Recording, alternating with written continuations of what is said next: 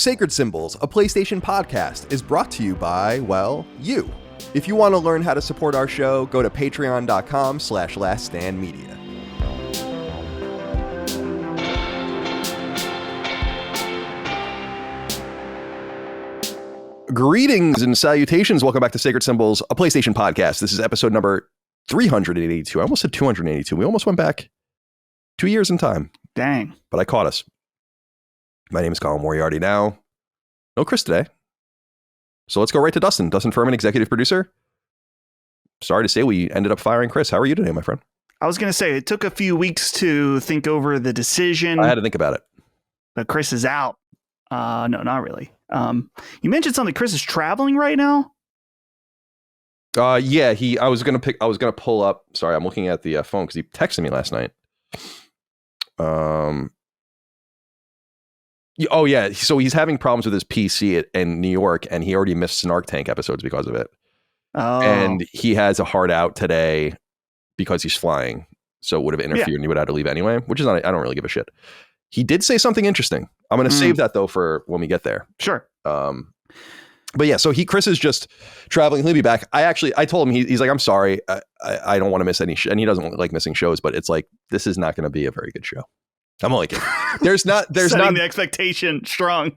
There's just not very much to talk about. So I was like, you're not missing like the worst thing ever. We're probably going to publish and they're going to announce Halo for PS5, but it'll be too late and we'll have to wait for next week to do that. But we'll have to wait and see. But, right. But yeah, he did say something else that's interesting. We'll get to that in a minute. But how are you? How is everything going? Very good. I was just telling you before we started, because we were talking about Halo announcement, I have tickets to see a movie. And we were talking about this on Sacred Streaming. I'm seeing the Chainsaw Man movie, the Risei arc. Very excited. Now, the weird part was I noticed, Colin, when I was going to buy these tickets, they had an option to see the film in 3D. And you know what? I fucking went for it. Wow, that's crazy. That's so interesting.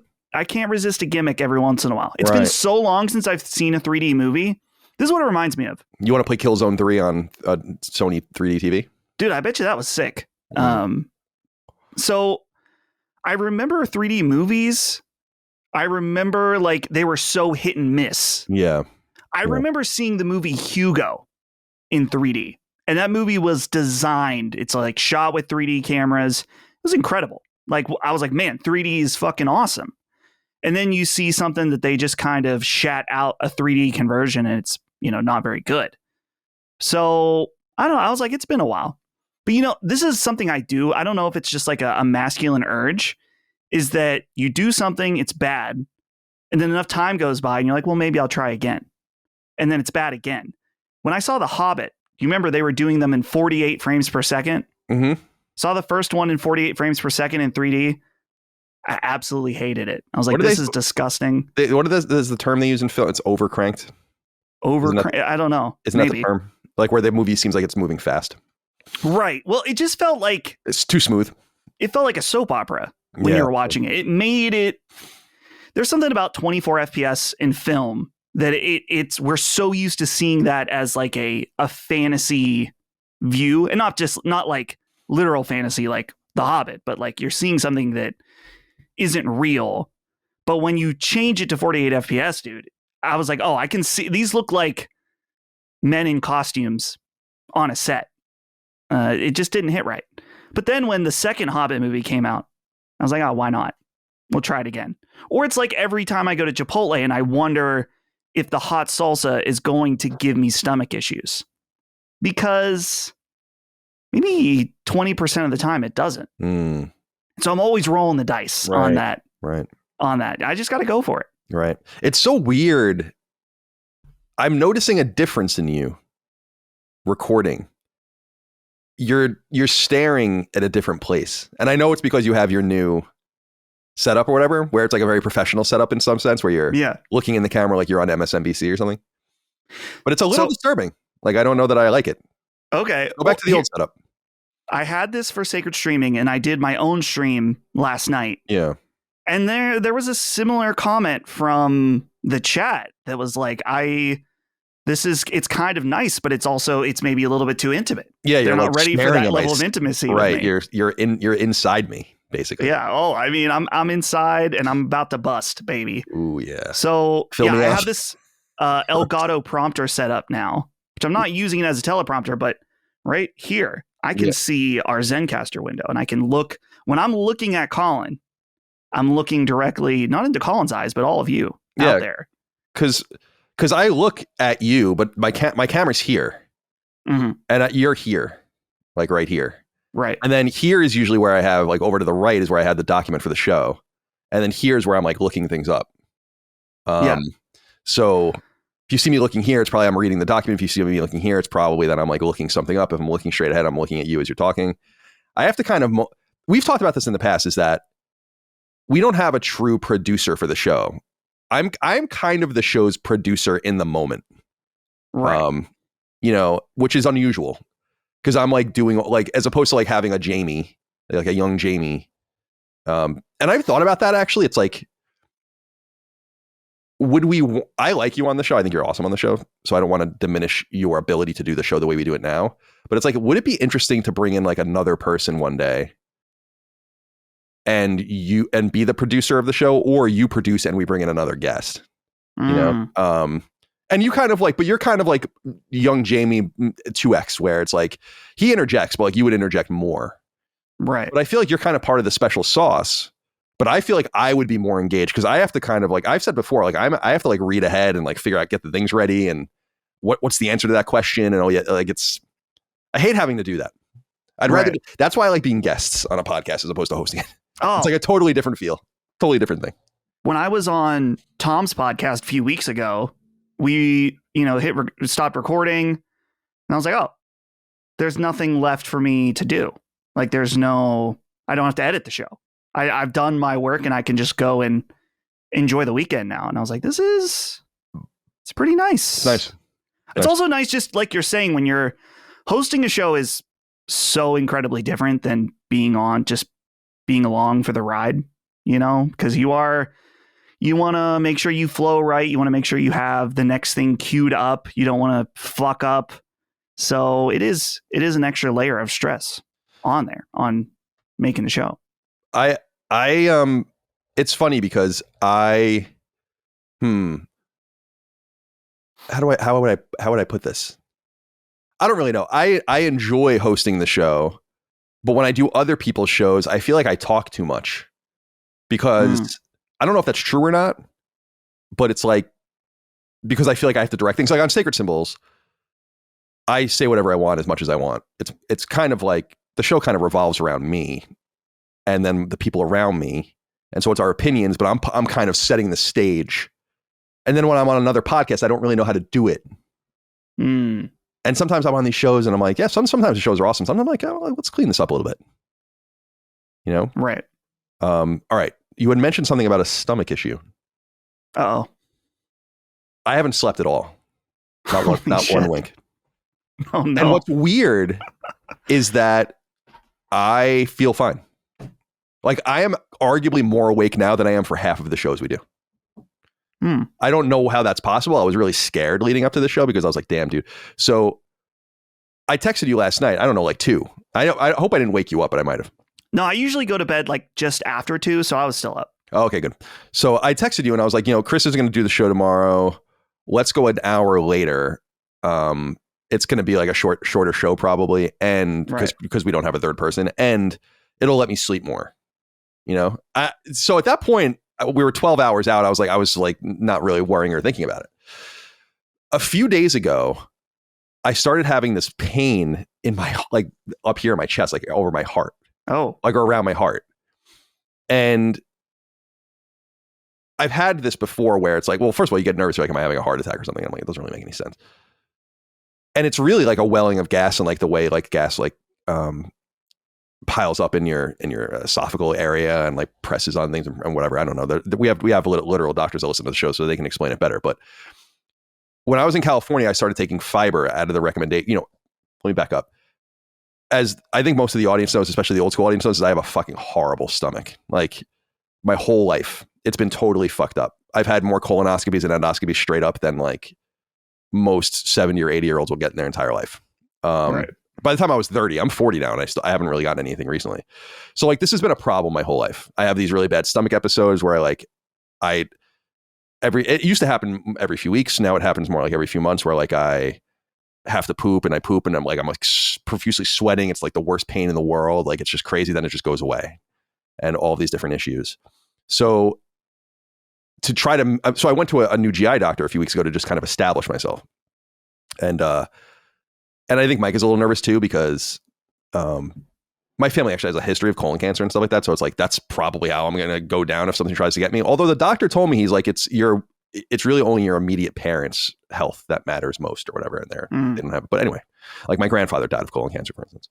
So one of the things he was like, well, one easy thing for you to do, we were talking about Cologuard and all these kinds of things. And he's like, you're probably fine. You really don't need to worry. You're kind of still young. I know you've had a lot of these things going, but we really don't need to worry. But maybe you want to like increase your fiber and do all these kinds of things. And so I'm like, all right. But then I remembered when I was in California, I had a similar recommendation many years ago, and I took Metamucil for a while, and it just fucked me up.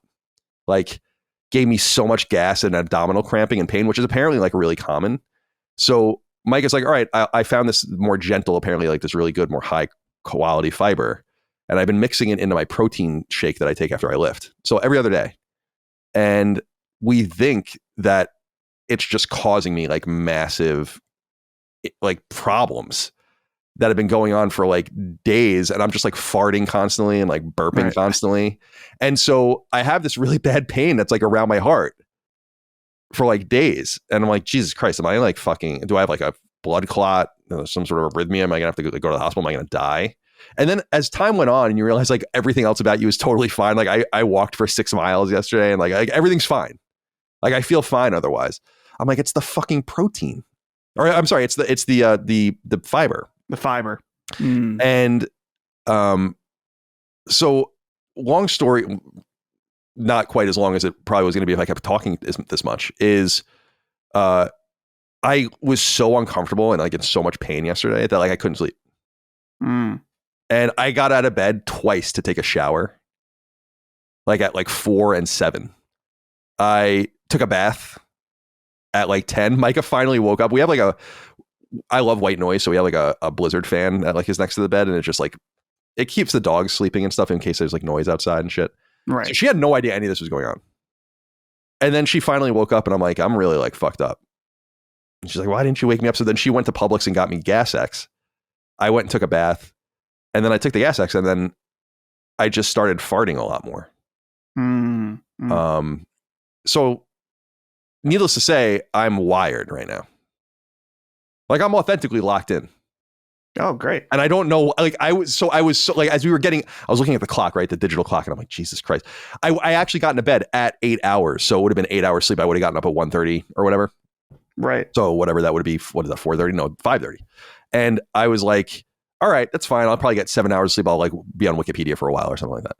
And then you just look at the time going, I'm like, dude, I'm going to be so fucked up on the show tomorrow. And it actually reminded me of, and I was talking to Micah about it, is like my ex in California was a nurse, and she worked overnights. So it really played into my whole like night owl shit, where like I would be up on her days off like all night. And there were episodes of Colin and Greg Live where I was fucked, you know, back in the day. Like I like couldn't, we were in San Diego once. I was out all night, like getting drunk and like hanging out with friends. And then we had to go to San Diego studio to do an episode of Colin and Greg Live, and I hadn't slept at all. And I probably reeked of booze and shit.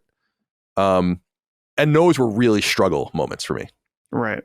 This, I for some reason, am just like, I don't know. I think I'm probably going to crash at some point this afternoon, though. Right. And dude, fiber, I don't know if it's, Holly and I were talking about this recently, because I think I mentioned on the show, I'm a big fan of bran cereal. But let me tell you, that bran cereal, it'll work you up. It'll make you fart a lot, at least for me. Because Holly was saying, not to divulge in Holly's bodily functions, but she says she eats it and it's like no difference. I can attest to that. It's probably true.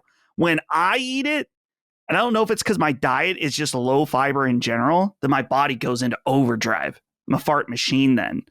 So it's changing up your fiber. You know, the question, so are you going to use a different thing now? Or are you going to stop? Like maybe are you using too much of the new stuff that Micah bought? That's the funny thing, is I'm using half as much as I should be. Oh, because I told Micah this. I'm like, I had a problem with like Metamucil's off. It's nothing wrong with it, but it's like, it's this, regular brand. I'm like, so like, and she like she's always researching things online. And so she found this thing. She's like, this is supposed to be for people like this. And I'm like, damn, dude, I'd be fucked up. And I'm taking it every other day too, but I know that that's what it is. Like, it's so weird. And so I'm just like, I think I'm going to have a nice poop later. Oh yeah. There's probably a shit ton of gas behind it. And then I'll feel okay. But I'm not constipated or anything. I'm just like, I don't know. My body's just like going. Remember that time I got constipated and then we did the show and I pooped and I cut my butt? Was that during the show you cut your butt? No, I like beforehand, and I kept saying like, I'm always shifting around. I'm a very shifty person when I sit down, but like fidgety. But I kept telling you, I'm like, dude, like my asshole hurts so bad. Like I gotta like keep moving. I think I was sitting on a pillow too. Yeah. I mean, surely everyone's done that at some point where it's like, it feels like, I don't know if you growing up, you played with Play-Doh. I had this thing that you push through and it makes like a star shape. Yeah. There's all this mass and it needs to go through this tiny hole. And that's what happens. I thought you were going to say it was like Play-Doh like consistency, because that's also like what the poop is like the poop hard enough for it to cut you. Like when you haven't drank any water in like 3 days. Yeah. You got it. It's all about the water. Oh, yeah. And I do drink a lot of water, but every once in a while you lose sight of it, or I work out too much or something, and I'm a sweater. So anyway, it's funny. I've seen Instagram videos, and I think there's like a video of Asmongold. He's not the only one where they're like, there's people that just hate water. They're like, I don't drink water. I drink, either pop or iced tea or something. I'm like, how can you? I'm not even that old. I'm 32. Or 31. I don't remember. You're 32. Yeah, 32. You're born in 93. If I don't drink water, like let's say I go light on, like I forget. Usually I have water when I wake up. But if I like recording shows actually is good for me because it means I'm going to be drinking water throughout the day, just during the show to keep my voice sultry. But some days when I'm not recording and if I forget to drink in the morning, dude, by the end of the day, I'm going to feel it. I'm like, how can these people just go? I mean, I guess you're getting some kind of water from drinking Coke or something, but it's not like it's not that hydrating. Just sounds it's crazy. I mean, I guess good for them that their body can handle it.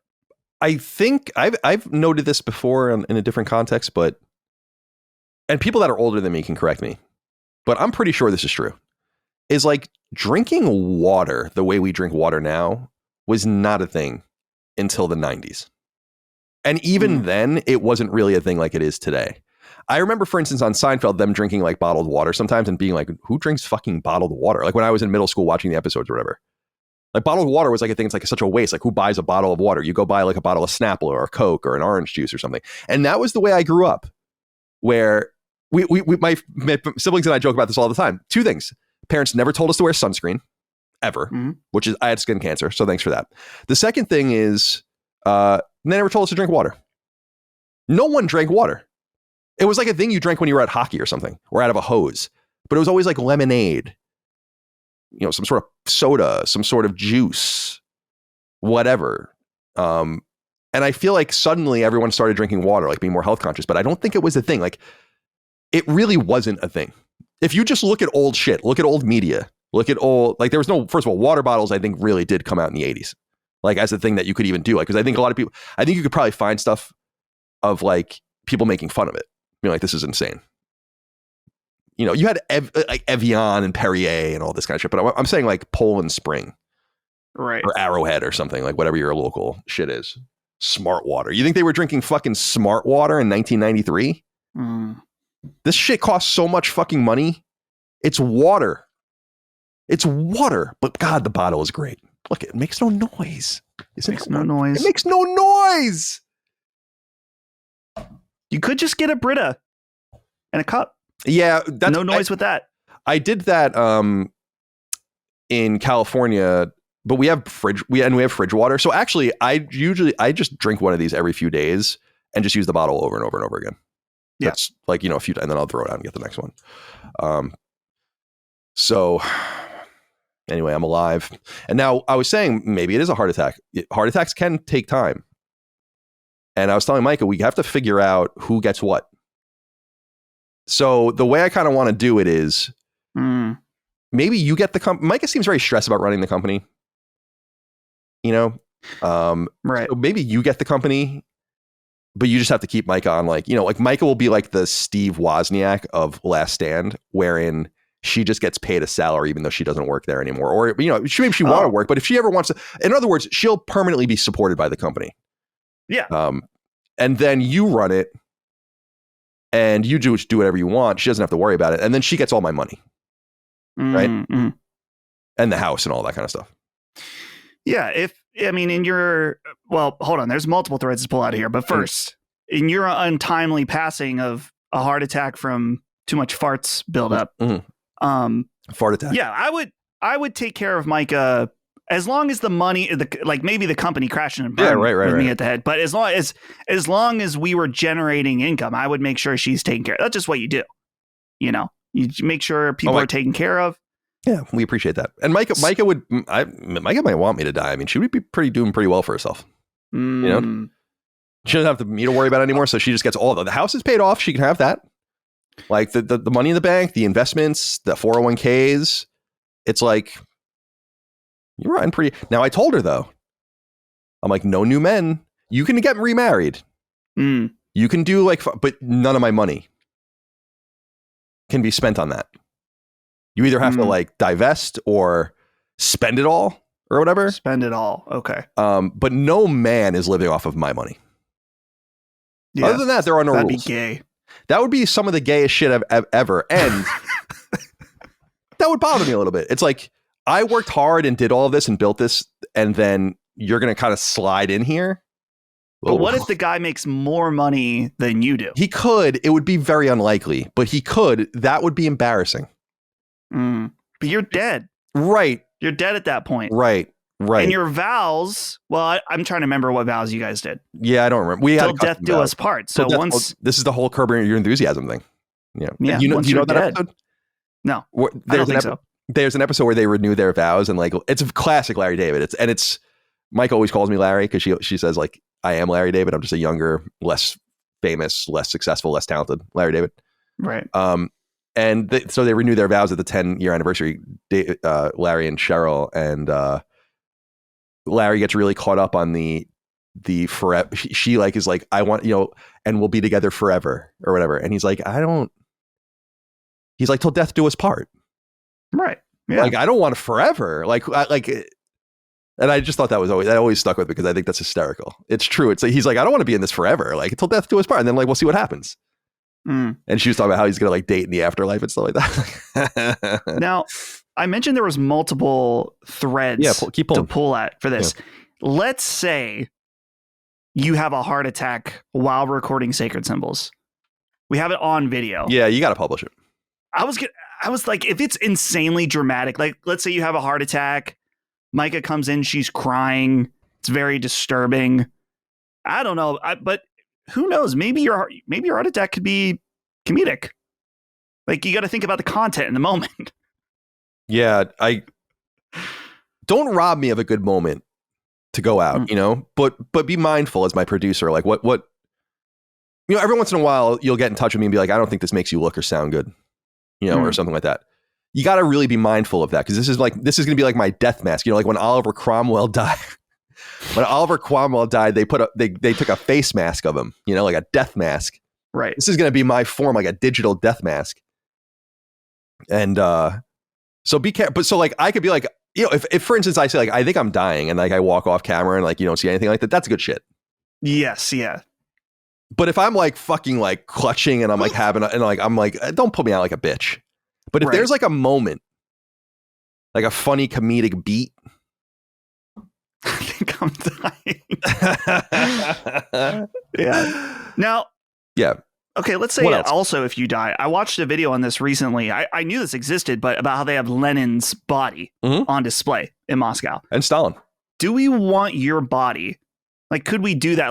Put you in a glass box, kind of some kind of seal we could make. Maybe we put it at the deli. That'd be awesome.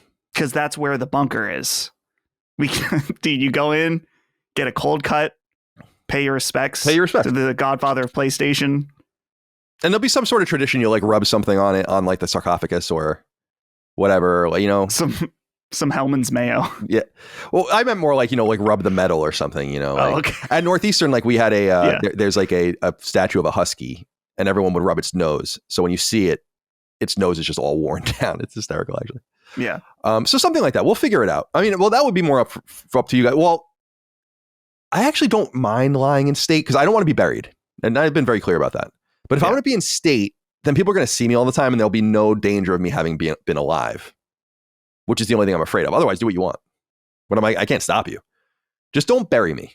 If you want to like lay me in state, like Lenin, like Vladimir Lenin, dude, then do it. You know, I was looking it up too because I was like, that doesn't sound right. They removed Stalin's body from Lenin's mausoleum in 2019 because people love Lenin more than, I don't know how much you know about communism, but people love Lenin a lot more than Stalin. When Stalin died, everyone turned on Stalin. Right. So like, I think maybe the whole murder thing. Right. Not that Lenin didn't do that. Lenin also did that. But not to anywhere the degree of Stalin. So they still kind of dig Lenin. All right. What are we talking about? Sacred Symbols is sponsored by Shopify. When we first started discussing starting our own merch operation at Last Stand, I remember feeling pretty intimidated. Learning about handling inventory, setting up an online storefront, and dealing with shipping along with a long list of other to-dos felt like a lot. But thankfully, we used Shopify and it was a huge game changer and so much easier than I expected. Shopify is the commerce platform behind millions of businesses around the world and 10% of all e-commerce in the US, from household names like Mattel and Gymshark to brands just getting started. Get started with your own design studio. With hundreds of ready-to-use templates, Shopify helps you build a beautiful online store to match your brand's style. Accelerate your content creation. Shopify is packed with helpful AI tools that write product descriptions, page headlines, and even enhance your product photography. Get the word out like you have a marketing team behind you. Easily create email and social media campaigns, whether your customers are scrolling or strolling. And best yet, Shopify is your commerce expert with world-class expertise in everything from managing inventory to international shipping to processing returns and beyond. If you're ready to sell, you're ready for Shopify. Turn your big business idea into with Shopify on your side. Sign up for your $1 per month trial and start selling today at shopify.com/sacred. Go to shopify.com/sacred. Shopify.com/sacred. I promise you that there would be more from Chris. So let's get to that. Sacred Symbols, a PlayStation podcast, goes live 3 days early and ad free over on patreon.com/lastdaymedia. We go live each week. We have gone live each week since 2018. Never missed a week. Not one. Now, I just told you that I could very well not be here anymore. And so we'll see how that all goes. But we do sacred streaming every Monday, 1 p.m. Eastern time on our YouTube channel. And last week we just did an office hours style talk like we do sometimes. That was fun. You and Chris played Battlefield recently, played Baby Steps. We did the State of Play live stream. Now I have here in the notes, Mega Man ? Because we were thinking about finally getting the Mega Man because we think that Brad will be available. And we want Brad for that as well. However, Chris said this, and I thought you'd be really proud of him. He says, if you guys don't have a plan for Monday stream yet, though, I'd be down to host that Sacred League. Oh. Unless you'd rather save that for November, let me know. So we have options here. Mega Man's kind of like the break glass. I mean, like, and I don't want to say that because we're breaking the glass already, but it's just like a thing that it's like one of those things that I'll probably never do or thought I'd never do because it's always the thing I want to do. I'd play Mega Man every week if I could on the stream. So we could do the league, but there's animosity towards it right now because I did a bad job hosting it, I guess. And fuck me, by the way, right? I'm trying to look at, be like, Brad, I feel bad for you. Everyone's like, go, we want Brad to host. Like, no one cares about Brad, I guess. His well-being. Right. So, I mean, based on their feedback, because we were saying about maybe putting Sacred League down for a little bit, because the percentage of Sacred League on Sacred Streaming is very high right now. This will be the fourth one, I think. Yeah. So, but some people didn't like that either. They're like, we want more of the leg. Bring us the leg. Right. The leg it's a good idea. But So the only thing I know is that when I was on Battlefield and Brad and Jimmy were there, we were discussing about recording because Jimmy's going to be on for the Halloween episode. That'll be this coming Tuesday's release. We'd lightly discussed the possibility of recording Friday. Jimmy was not available. So it sounds like we are going to record Monday still. Oh, okay. But everyone's cool with doing it after Sacred Streaming. Okay. So all right. Well, so we should probably give Brad a break. I mean, hosting 2 shows is... Oh, yeah, I guess he wouldn't be hosting the first one. No. It would be Christopher. Yeah, so maybe we should just do it. Sure. I think the Chris audience. will be somewhat chaotic. Yeah, I'm interested to see. Like, he was... The thing about this is what I'm very interested in is he was inspired to do it. Like, he just randomly texted us that night after the last one and was like, I made my own, like, board. He even got his own Jeopardy Labs account. We don't need all these Jeopardy Labs accounts. We have like 5 of them, but it's $20 one time. Who cares? All right. Yeah. So we'll lock that in then, unless something else develops, and we'll see if Brad wants to play or we can get someone else. Yeah. Maybe should we get Brad or should we get someone else? I mean, I think we've had Brad on as a consistent for Sacred League. Oh wait, yeah. Do we? Yeah, we need a third, right? So yeah, right. So, but I also want to make sure that everyone knows that other people can also be on it. Right. I don't want it to just be us. I mean, it should be maybe the Sacred people but like getting new people in there would be fun. But yeah, maybe we'll just keep it consistent and have Brad. Yeah, and then we don't have to bother people. Who knows if anyone wants to even do anything? Yeah, that reminds me, I need to order a whiteboard. Then.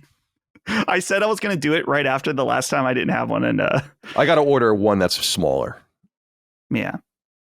Man, we're really moving through this episode, I'll tell you. Dude, we're just 2 guys. We don't have Chris. We don't have that humor and apparently creativity. I mean, him just being inspired to make a Jeopardy game. Mm-hmm. That's He was like, Colin's Jeopardy was so bad that I'm going to make my own slate right now. Right. Well, hey, that reminds me. Yeah. So, as you know, and have made fun of me for, respectfully, I do not watch Jeopardy. In fact, I've seen like clips of it throughout the years. On YouTube, they had a compilation of all the recent video game questions on Jeopardy. Cool. And they were terribly easy. Yeah. Which makes sense. It's Jeopardy's the kind of game where I know people that try out for Jeopardy. Actually, one of the James Stevenson at Insomniac, he's like their longtime marketing lead and like internal PR guy. He's like a huge fan of these various game shows, and he's like they're in Burbank, so this is like where a lot of the stuff is filmed, like Price is Right and all that kind of shit. So, I think he's tried out, I think, multiple times, and I think the thing about Jeopardy, and he would know more about this, and he could explain it better than I could, is like, you kind of have to sandbag a little bit in order to get through, because otherwise you get guys like that Jennings guy who hosts it now, where like he won for like months. Do you remember that? Like that was like a Ken Jennings. Do you know who that is? That sounds familiar, but dude, I mean, it's when like it goes to show you that like it's finding people way smarter than the average person. There's like no doubt about that, and smarter than me, I think, in terms of like general knowledge, where it's like, I like playing Jeopardy or like watching Jeopardy sometimes and just seeing how I do. And sometimes I have like a good game where I'm like, yeah, but it's like, I would never win, you have to know like the way we know gaming questions is like how you have to know everything. And because a lot of it is like, what? But I'm trying to find it. Yeah, he won 74 times in a row. Shit. Dude, 74 times he won in a row. Because I don't know if you know, if you win, you stay on the show. You go to the next episode and then the next episode. And eventually I think they might have cut that off. He won $4.5 million. Holy shit. That's awesome. It's absolutely crazy. It's actually crazy. So like he's the replacement host, like for Alex Trebek. It was him in that and Blossom. Do you remember the show Blossom, the sitcom? No. Oh, okay. She's one of the chicks from Big Bang Theory. I think she's in that. Yeah. So Alex Trebek, R.I.P. in peace. Yeah, definitely. Of course. One of the great Canadians. Some of the clips featured him still in it. Oh, cool. And I could see why people liked him. He had like kind of some of the way that he responded when someone didn't answer a question right felt like slightly condescending. Definitely. I love that you said that. Yeah. The one question was, I don't remember what the question was, but the answer was Gran Turismo. And the guy said Gran Torino. And he was like, no, it's not Gran Torino, it's Gran Turismo. And I was like, it felt like a tiny bit of disdain there. What I've said this since I was a kid because I always thought it was funny was like he answers the question like he wrote it and knows the answer. Like yeah, right. And he might know a lot of the answers and they probably practice all of it, but it's like that's what I love about it. It's like because he'd be like, no, Ottoman Empire, Bob, bitch, and then he would be like, what? And he was great, and it was so sad watching him, like kind of pass, over time, like him getting sick and shit like that. But the Wheel and Jeopardy are like back to back American Titans, dude. You like Wheel of Fortune? I've seen. I mean, I knew it as much as I knew. Yeah, Jeopardy. I guess you just didn't have a TV growing up, and it's network television. It's like television you could have gotten over the air. But even when I had TV in 2000, 2001, or I was at family members that had TV, we didn't watch that. Like we just didn't. I had no interest in that. I wanted to watch fucking SpongeBob. I totally understand. It was always on in that class. Like Jeopardy's on at 7:30. Wheel of Fortune's on at 7. Like that's the way it is. It's the way it's always been. My grandpa, my mom's dad, loved Wheel of Fortune.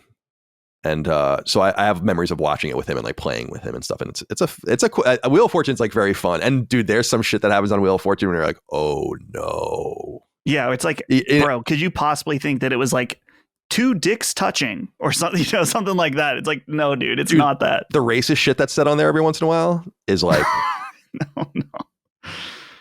no. Yeah. So shout out to Alex Trebek. Shout out to Chris. Shout out to Jeopardy. Shout out to Wheel of Fortune. Shout out to Pat Sajak. Shout out to Vanna White. Yeah. Still going strong, dude. So going strong. I mean, surely she was featured in the Wheel of Fortune games. Oh, yeah. In the early ones, like there was a great NES one. And there was a company called Game Tech, I think, that made all of the licensed game shows. And there was like a Jeopardy. And like, it was funny is like eventually you just start getting the same questions. Like I had Jeopardy on SNES. And eventually be like, you would play with friends and not tell them that you just dominate the fuck out of them. But she was on like the box art and shit like that. But eventually like Jeopardy started getting like, there's a, I don't want to say famous, but there was a fairly well played Jeopardy on PS3. I don't know if you remember that. That was like an early PSN game and it was like a random exclusive. This was like an 08 maybe that like people loved to play. And I used to play that all the time. And I very vividly remember like one of the times I played is like I never used this like a headset, but like people would use headsets to come through the TV or whatever. And there was just like this like couple arguing as we were playing Jeopardy. But in those Jeopardy games, like there were no people in them really. It was like cartoon characters and shit. So I think like they didn't want to pay Vanna White. They didn't want to pay Pat Sajak. Right. Yeah. There are, I think I mentioned this to you. There are really good video game trivia videos on YouTube. Can't remember what the name of the channel is, but I've been watching them and playing to try to better my leg results. Right. So I don't know if that's going to pay off, but bring back 1 versus 100. One the versus Xbox 100 360 classic. Dude, first of all, that was a game, the video game well ahead of its time. I don't know why they stopped doing shit like that. Like that's the kind of cool shit you should just always be doing. For people that don't know about 1 versus 100, the video game version of it, you should go look it up because it was a bit of a phenomenon on Xbox 360 in like 08, something like that. Yeah, that sounds right. It was like it was cool because it was appointment gaming. It was like this video game happens at this time, kind of shit. And I thought that was pretty neat. They just kind of, maybe it wasn't as big as it seemed, but at IGN it was huge. I mean, people loved it. And the game 1 versus 100 is awesome too. But I don't know what we're talking about. We have so much more to go. Are you already okay? Is the locked in aspect already slowing down? No, I feel good, dude. Okay, good. I feel like $1 million right now. I'll let you know. I'll let you know if things change. Sure. Okay. Oh, I should acknowledge these, by the way. We got a few things to the PO box. Oh, I don't have it up here to show, but I can read the letter. This is from.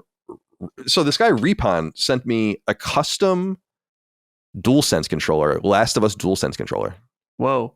And he gave me no way to get in touch with him, like no Twitter account or email address. So Repon, this is for you, REEPON. He says, "Hi Colin, just thought I'd send you a custom controller I made in my spare time. I remember in one of the Sacred Symbols episodes you mentioned about having a controller that didn't have the built-in microphones, or that I wanted that, so I removed them for you and added a few nice quality of life enhancements.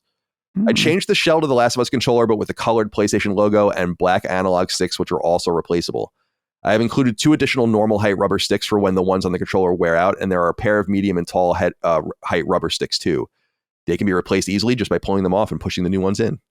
The controller also has TMR Hall effect sticks, so no stick drift ever. I went with Favor Union ones as they feel the closest to stock DualSense. I've also replaced the one 1560 MAH. Let me figure out what that might mean before we look it up. It's a battery, MAH battery. Milliamp hours. There you go. See? We didn't have to fucking Google it. I figured it out. With a custom 4000 one. I have them in my personal controllers, and after playing for 5 hours straight, they show full charge. Wow. I hope you like the gift and enjoy using it. Thank you for providing me with nearly 2 decades of entertainment, your opinions and insight. Love from the UK, and a loyal patron. And I think he sent me like the Hall effect, like data. Get it closer. Whoa. Dude, it's calibrated with the results. Dude, that's above and beyond. Totally unnecessary. We have our P.O. Box address on our Patreon, and people send us things, and that's really nice, but totally unnecessary. I really have it there because people insist sometimes. This is very nice. Reebon, if you message me on Patreon, I'll send you a copy of Habroxia and some merch. How's that? And then, now, John Lisa did give me a way to get in touch with him, so I'm going to do that at some point. Probably this weekend when I go through my... I have so much correspondence to get through. I'm talking like I'm in the fucking 17th century. I have so many correspondence. But this guy's from Long Island. His letter's a little longer, so I won't read the whole thing. And it's also a little more personal, so I won't read the whole thing for him. I don't want to blow him up. But he sent me the Astrobot controller because he bought an extra one and then heard that I kind of wanted one, but I missed out on it. And then I was going to buy the blue one. So basically, I got these 2 brand new DualSense controllers at the same time. And then I realized I forgot to pre-order the Walmart controller. It's as if God himself was looking down upon me. And he also sent me these. Oh, nice. I remember you saying that you were getting... someone was sending those. Yeah, he sent me... I had a guy just send me one, like a loose one that he didn't want anymore, which I appreciate. There are going to be no games that require more than 2 NES controllers. There was no multi-sap on the NES. And I guess you use these controllers for the Game Boy as well. But nonetheless, it's much appreciated. And who couldn't use more NES controllers? They are the most robust NES. The NES controllers are so crazy like that they work. They like work perfectly. You pick one up from 40 years ago and it works fine.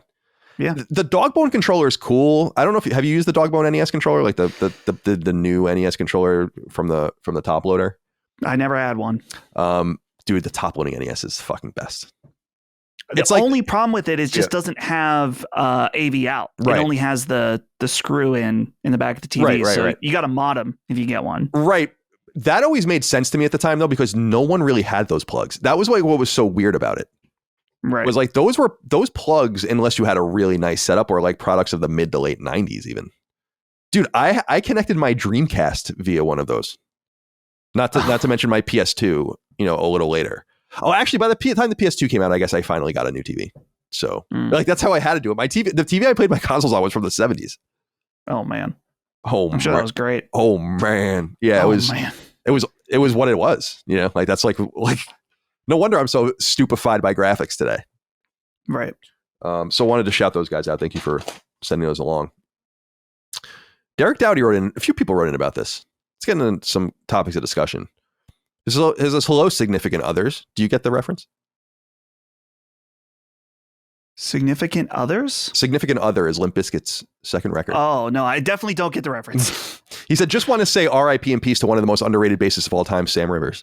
Nearly 25 years to the day after the release of Chocolate Starfish and the hot dog flavored water, he died at just 48. Colin, I know he was influential in your life as he was in mine. Glad he got to experience one last Billboard #1 before his passing. No doubt that he and Chester are forming a supergroup in heaven as we speak. Thanks, fellas. Have a great weekend. Yeah, Limp Bizkit's bassist died. I don't know if you saw that. And it's really sad. They're the original lineup.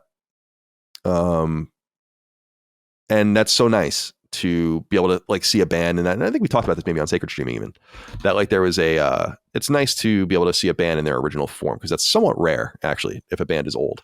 I feel so blessed.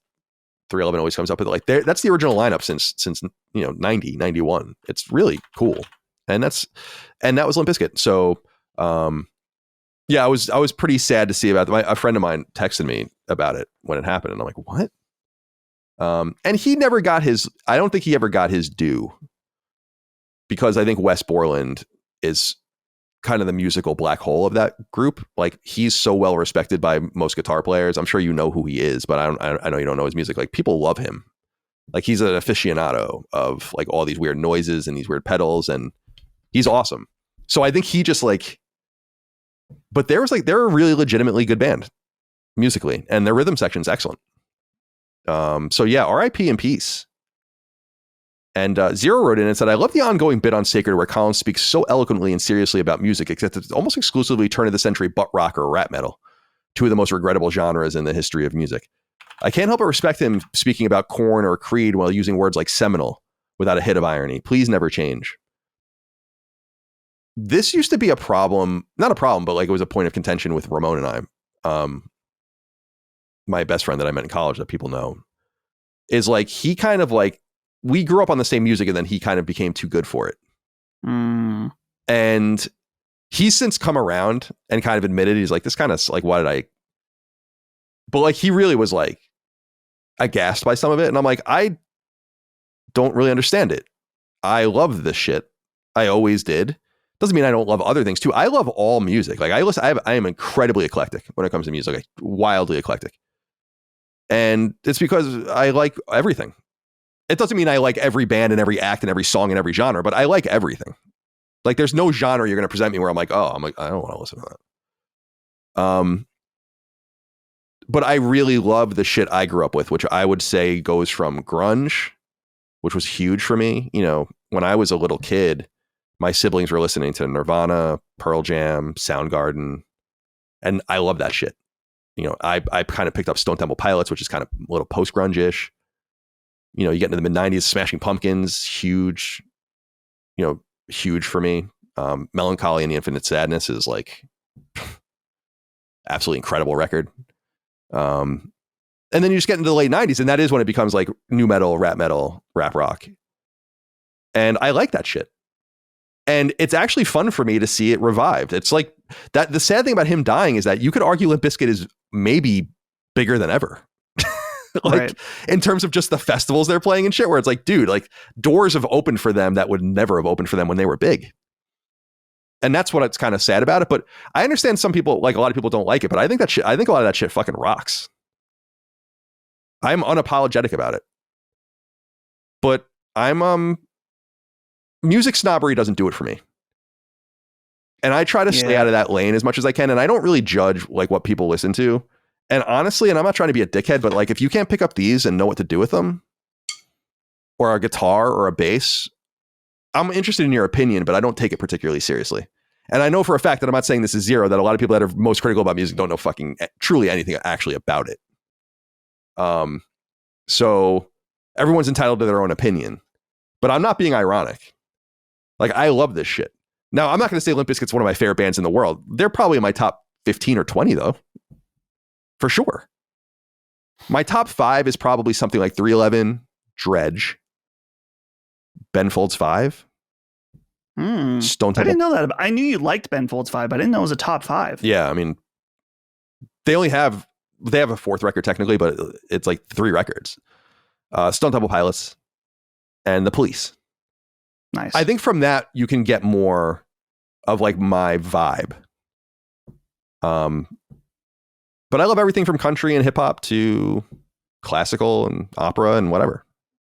Right. Dude, I remember there was a point in my life where I was way more snobbish about music, particularly when I was in like 8th or 9th grade and I was real into heavy metal, hardcore bands.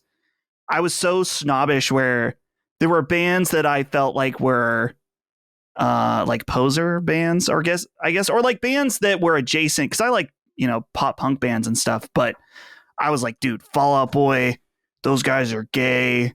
Fuck them, because they were popular. And I just did that because I was in 8th grade and I was stupid. Now, those early Fall Out Boy records, I'm like, those are elite. I love those. Their new stuff, not so much for me. But it's funny now because in college, I was starting to get into more artsy fartsy music. And now when I look back at that, I find that stuff kind of cringe. I've gone full circle with my music tastes. Yeah, I get that. To me, Creed, it's funny he brings up Creed, because Creed is the perfect example of like, I've never really disavowed any band that I liked at any given time. Creed was fucking awesome, dude. Those 3 albums are awesome. They have that 4th album that they released when they got back together. I don't know that album, so I don't want to speak to that. But like My Own Prison, whatever that second one was with Higher on it, and then Weathered, which is my Human Clay, right? And then Weathered, which is the 3rd one, and I like that one the best, actually. That song Bullets is fucking sick. But like even things like, I love that song What If and One and all of those. It's like I never, like, it became really cool to hate them. In fact, famously, 311 got into like a physical altercation with Creed, or specifically like one of the singers of 311 broke his hand punching Scott Stapp in the face. Nice. And there was like all this beef. People can read about it. It was a really weird situation. He was like talking about one of their wives and shit. It was like during his like, he like got clean and shit, I think. But I was, people may make fun of it. So Limp Bizkit's another great example of that, where like they really fell off for a while. I'm like, no, I like them. Like I'm not embarrassed by it. I don't care. Like it's art. It's just like it is. It's like a piece of media. You either like it or you don't. But I'm not really interested in like judging other people's things. And I also am just used to everyone telling me everything I like sucks. Not only professionally, but like as I was the youngest of 4, surrounded by my siblings and their friends and shit. Everything I liked sucked. I was just like used to it. What is this shit? Shit sucks. Right. People have been saying that to me every day of my life, basically my entire life. So it would be, I don't know where it would fit, but it would be fun to like really get into like the band and the music and stuff and point people towards things. Cause there's so much good shit, man. What I love the most is just rock. And on drums, I play along to a ton of songs. I have a whole drums playlist that I add songs to. And then sometimes I want to play something, I'll select it, but I often just, randomize it and just play whatever. The bands that I play most on drums are like Foo Fighters, Smashing Pumpkins, and shit like that. I play a lot of hair metal, which is like super fun to play. But then there are bands that are like too hard to really replicate, like the dynamics of, like The Police is a very difficult band to play on drums. Stuart Copeland. One of the greats. 311 is very difficult to play on drums properly. Like you could play like some half-ass version of it. I told you about Holly performing with Stuart Copeland, right? I think so, which is amazing. He was conducting or whatever. He was conducting. Yeah, because he's a great, right? He wrote the Spyro soundtrack. Dude, I was telling, they were having some kind of after party. And I was like, Holly, everyone in your choir is going to be bringing him Police CDs. I will give you my copy of Spyro. Have him sign it. And she's like, I can't do it. So I was like, well. Oh, that sucks. He probably would have loved that.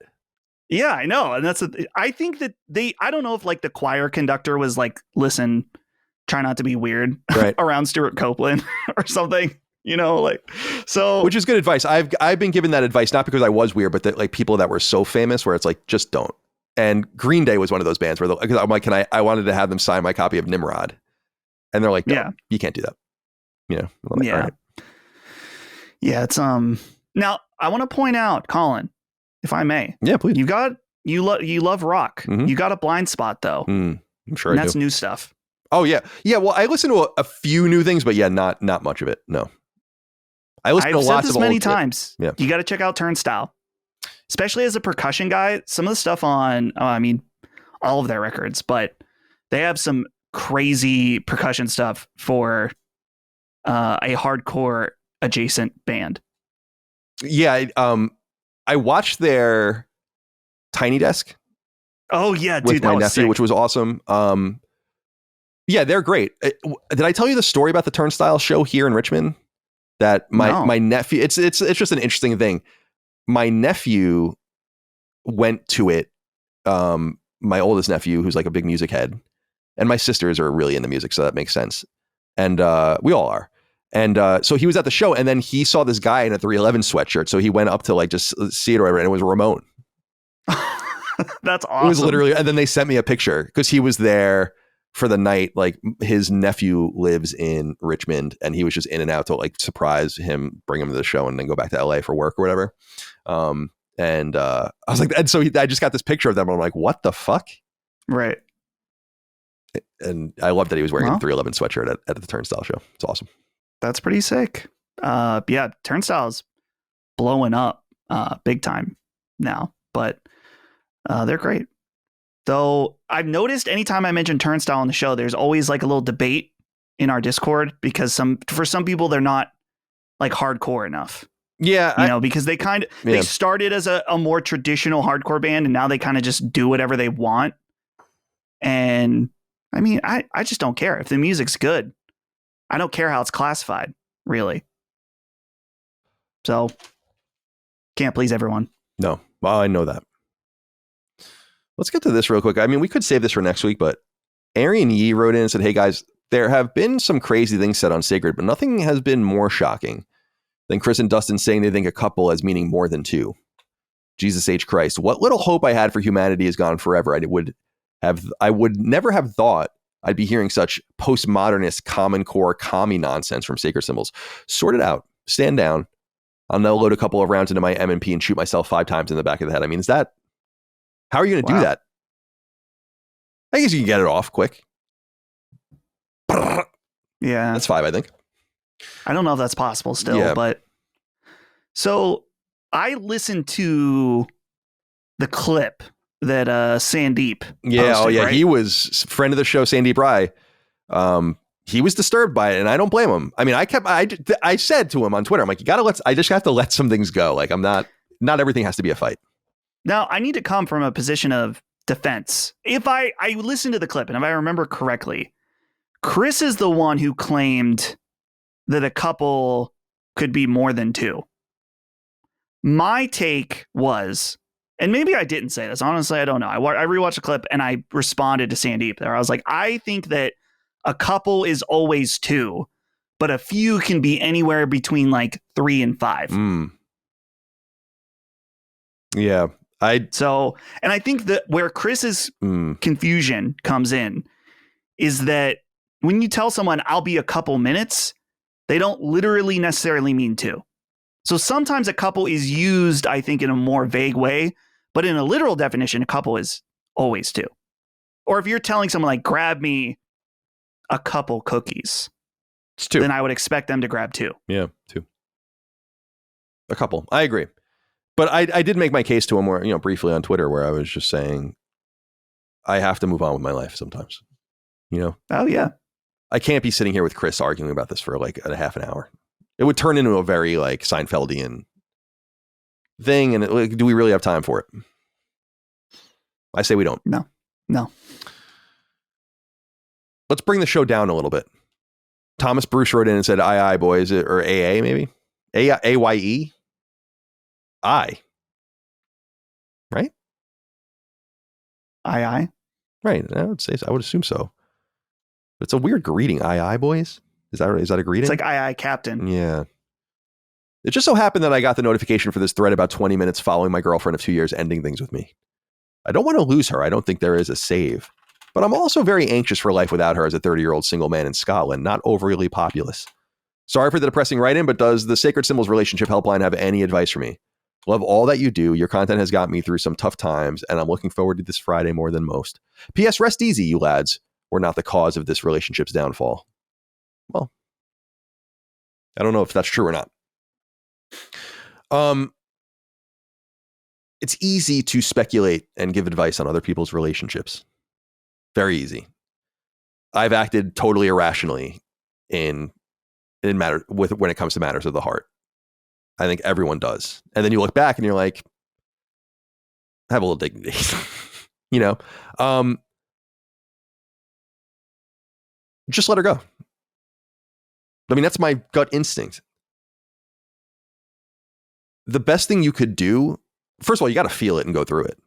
And I guess if you really feel like it's possible that you guys could get back together and I guess be together forever. I mean, like, I'm not going to say it's not possible. In fact, my sister Dana and her husband, who've been married since 2003, they dated in college, broke up, and then got back together after college. So it happens. You know, they've been together ever since. So I don't want to sit here and say like that's impossible, but it's just unlikely. Like, it's hard to like turn that switch off and then turn it back on. You're always going to be wondering and skeptical. Like, she was comfortable walking away from you. And you see, I got back together with someone once who broke up with me and then wanted to get back together with me. And it was a huge mistake because, and this was a long time ago, but it's like, you already told me things about myself and like, and the way you felt about things. And it's like, all that's not true anymore. Like, of course it's kind of still true.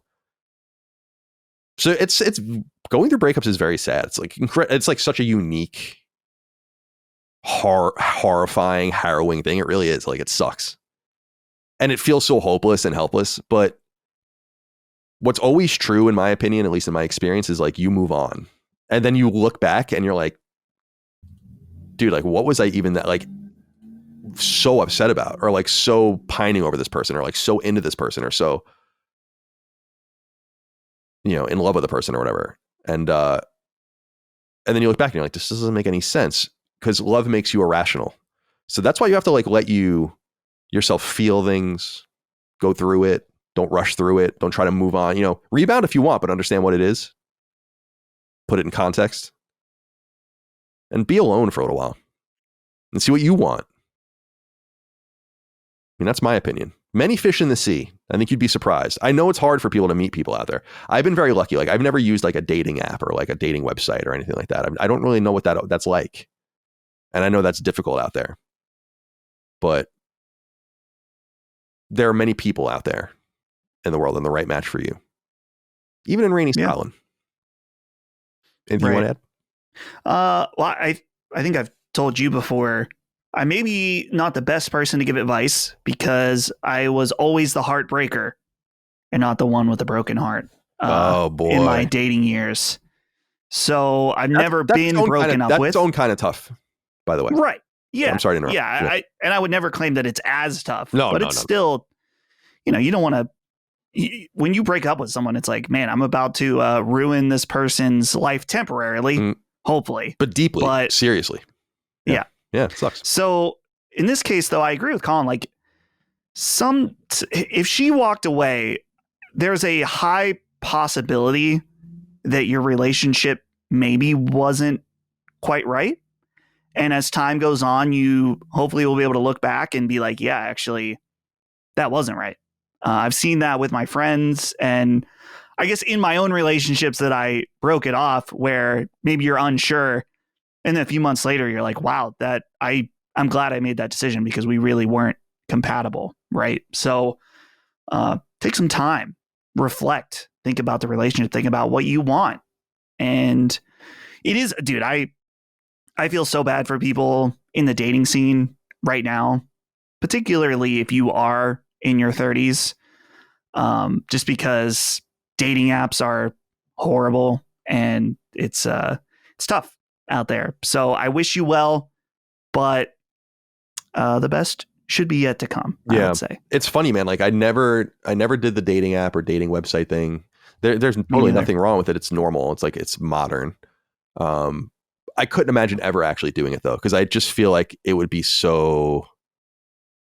Honestly, if you're a woman, it's probably very inflating. And if you're a man, it's probably very deflating, I think. Unless you are like of the best quality man, which I am physically not a specimen, let's say. Right. So, yeah, like, I wouldn't want to subject, like, I feel bad enough about myself as it is. I don't need to subject myself to that level of rejection. It says a lot about the mindset of a man today, than the modern man, and like why they're so downtrodden. But I really feel like you gotta just, it's not, you don't want to be someone's concession.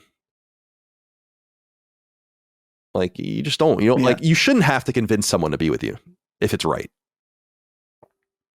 And if she's playing some sort of game where she wants you to, then that's like the wrong kind of person too. And then it's just like, because there are some women that, and I'm sure men too, where it's like, they want you to kind of chase them and they kind of want you to like twist their arm and all that. I'm like, nah, that's like never been me. I'm like, no, I'm not doing that. No. So, all right. Good luck to you, Thomas. You'll be fine. Adam Cracknell wrote in and said, oh, actually, this was supposed to be later in the show. Adam, sorry. I put this in the wrong place. See ya. Who knows where I'm even going to get to you? I don't know. There might be too many now. But Adam, I've read your questions in the past. You relax. I don't want to hear about it. Finally, this is just a piece of advice. Brock Thomas Walsh wrote in and said, greetings, gents. Colin, have you heard of anyone else having issues with the off-cited PSN profiles? I recently signed up and noticed it wasn't displaying some of my proudest platinums, such as Final Fantasy XIV, A Realm Reborn's PS3 and PS4 plat. After further investigation, it doesn't appear to have captured any of my trophies after around May of 2020. I reached out to their contact email twice, but have not heard anything back. I did change my PSN name at some point, but for the life of me, can't remember when. I was just curious if anyone else had this issue. Thanks for taking my questions and the amazing content as always. Cheers and happy trophy hunting to my fellow autists. So you're definitely, I mean, I don't want to say definitely. I guess there's some possibility that there is some bug, but you're almost certainly doing something wrong. The reason I wanted to talk about this is because I think PSN Profiles is so fucking good. It's like it's a website that I highly recommend. If you're into trophies like I am, it's just a really great, and I don't have any relationship with them. We're not making any money off of them. I just think it's a really, really great website for trophy hunters. And the thing that I think you're doing wrong, Brock, on it is, did you like update your name? And I don't mean that like you gave yourself a new name. I'm like, unless you have a platinum, like I have a lifetime premium member subscription, and I think you do too. That means that the site updates your name automatically. So like you don't have to do it. But the website for most users, and this is why like when people try to use PSN Profiles as anything more, I like to use it as an anecdote to see what people are playing by volume. But you can't, like, so for instance, Ghost of Yotei is huge right now on the site because everyone's playing Ghost of Yotei, but you can never use it as like real data because it's opt-in. I actually think, I wish I knew where here it is. There are only 674,000 people that have ever used it. There are 80 million PS5s, 120 million PS4s, 86 million PS3s, a bunch of Vitas. So it goes to show you how small the community is. So I think the problem you're facing, Brock, and I want you to be able to use the site because it's so good, is I think you just have to update your name. If it's everything from a certain date, it obviously stopped ingesting your shit at a certain point. And there's no way that it would stop scraping you unless your profile is hidden. But if your profile is hidden on PSN, it would show it as being hidden on PSN Profiles. So there's no way it's like I don't think it's a problem with them. I think you're not updating your name. That's my theory. And if your name changed at some point, it's not going to read your old name's trophies. Moriarty-IGN doesn't exist on PSN Profiles anymore. My old name. It moved everything to the new name. So that might also be your problem. How to help you out. Felt like I had to do it. Shout out to PSN Profiles. Great site. Between them and Power Picks, you're all set. IMO. I see here the Plants vs. Zombies trophies are live. This game's supposed to be stuffed. Dude. I'm so mad about that. Have you seen anything about it? I saw that it leaked on the PC build leaked in EA Play or something like that, and then it was all fucked up. And then I see here in the forums on PSN Profiles that it's something. There's already a glitch trophy. So, well, yeah. I watched a video from, I think it's Nintendo Life, and it was like their review of the game. And so there's problems with specifically the Switch version, like the mouse mode is stupid and stuff like that. But other issues in the game where apparently the audio, so when you start a game, it's supposed to be like very light and spooky. And then as the combat ramps up, the music evolves. They just took that out. Like it's just full blast at the very start of each round. Oh, interesting. There's also a thing too where some of the original devs, there's like a museum section where you can view concept art. Yeah. And some of it's not actual concept art. Yeah, from the theory game. is that it's like modern or Garden Warfare art, right? I saw that might have been the theory. So like they're not even like careful enough to know what games they're doing their museum content with. I know that it's fully rebuilt, like it's not a port. Because I think they have it on Unity now. I could be mistaken, but I'm pretty sure that's true. And I think that's why it's all fucked up. And I was saying unironically on a recent episode of the show that as a big Plants vs. Zombies fan who's played it on multiple platforms, 4 of them, I think, like Xbox 360, PS3, Vita, and phone, or tablet or whatever it was. It's like the Vita version's fucking awesome. They should have just ported the Vita version. I don't even mean like, I'm not even kidding. It's SOE made it. Sony Online Entertainment made it. It's like a custom version of the game. And Sony would have access to this and maybe could liberate it. But that's not what they chose to do. It's too bad because I've been waiting for them to release this game forever. And what I really want them to do, I want this, but what I would really like too is for PvZ2 to be released but fixed so that it like operates like a normal game and not like a free-to-play fucking nightmare. Because I never even really experienced it beyond 5 hours or something. Is there a PvZ3? They should make that too. Maybe that would even be the way to go.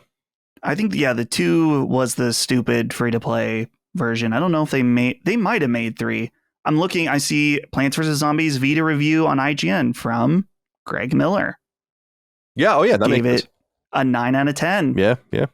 Now, I'm trying to remember, the Vita store is still open because we talked about that endlessly. It was supposed to close, but they kept it open. And there's like some fuckery that you have to do in order to go in and purchase things. Like you have to add money on something else. Oh, do you?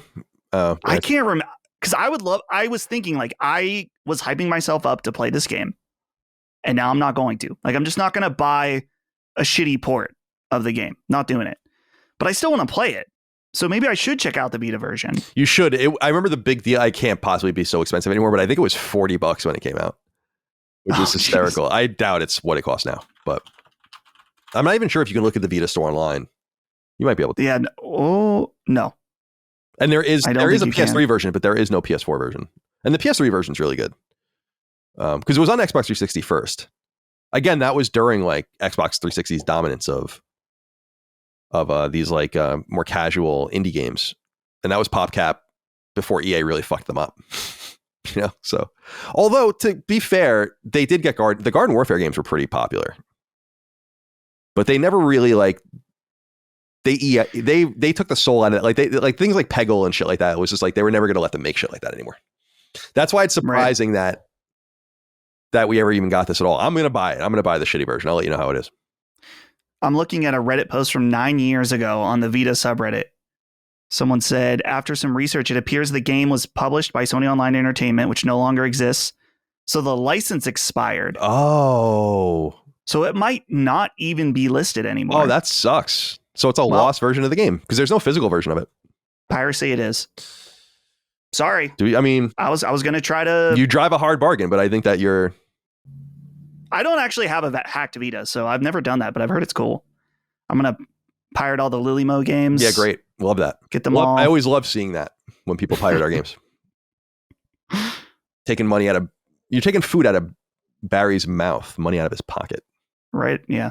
How dare you? I just talked to him the other day. Have you seen the new game? I've seen it on the Discord, yes. Pretty cool. Yeah, it is. It is pretty cool. I'm interested to see. I still have some things to do with it, but I like the idea I came up with for the story and the world. It's something a little different. I just have to be really annoying and figure out how to connect it to Hybroxia, which I don't. I have no idea how I would possibly even do that. Okay, let's get into the news. All right, we're here with a pickup. We found Chris. He hasn't been here so far, and he won't be here after this. Right. No, not moving forward after this show. I'm just saying for the rest of the episode. Yeah. So you guys, Dustin, you were getting back from a movie. You saw a film. I saw a film, a fine film, the Chainsaw Man movie. I think I talked about it in the episode either before or you hear me talk about it later. Never seen a movie in 3D again. It was so dim. It was like I couldn't see anything the whole movie. Nice. So, but it was great. You got owned. Korean barbecue, very full of meat right now. Meat. But that's about it. Okay, so you got owned by the gimmick of 3D. Okay. Yeah, I fell for it. Yeah, that's all right. Chris, good to see you. You're back home in California, so you've flown safely. Now you have something to do tonight, so we want to be mindful of your time, correct? Yeah, but we should be good. I think we have enough time to get into all the crazy stuff. Okay. All right. Well, we were kind of contemplating, and I don't know what we said on the show, Dustin, that we suspected Halo would be announced, and then we maybe wouldn't do a pickup or maybe would. And game announcements usually don't come on a Friday. I feel like this was kind of strange. In the political world, they would call it the Friday news dump. Like you put things in Friday because you don't want anyone to cover it. So it's a little bit strange. Like that's literally the reason you would do something on a Friday, so no one notices. So I thought it was a little strange, but they did announce Halo. Now, last night, because we were going to put the episode up just to give everyone a little bit of background, I knew people that were at, and I'm sure we all did, people that were at that Halo event. So I literally just asked a few people. I was like, listen, I'm not going to is Halo on PS5 or not? And is it going to be announced on PS5? And I was told reliably, like, yes. So at that point, I got in touch with the guys and I'm like, we probably should, publish Sacred Symbols Plus first and then Sacred Symbols later.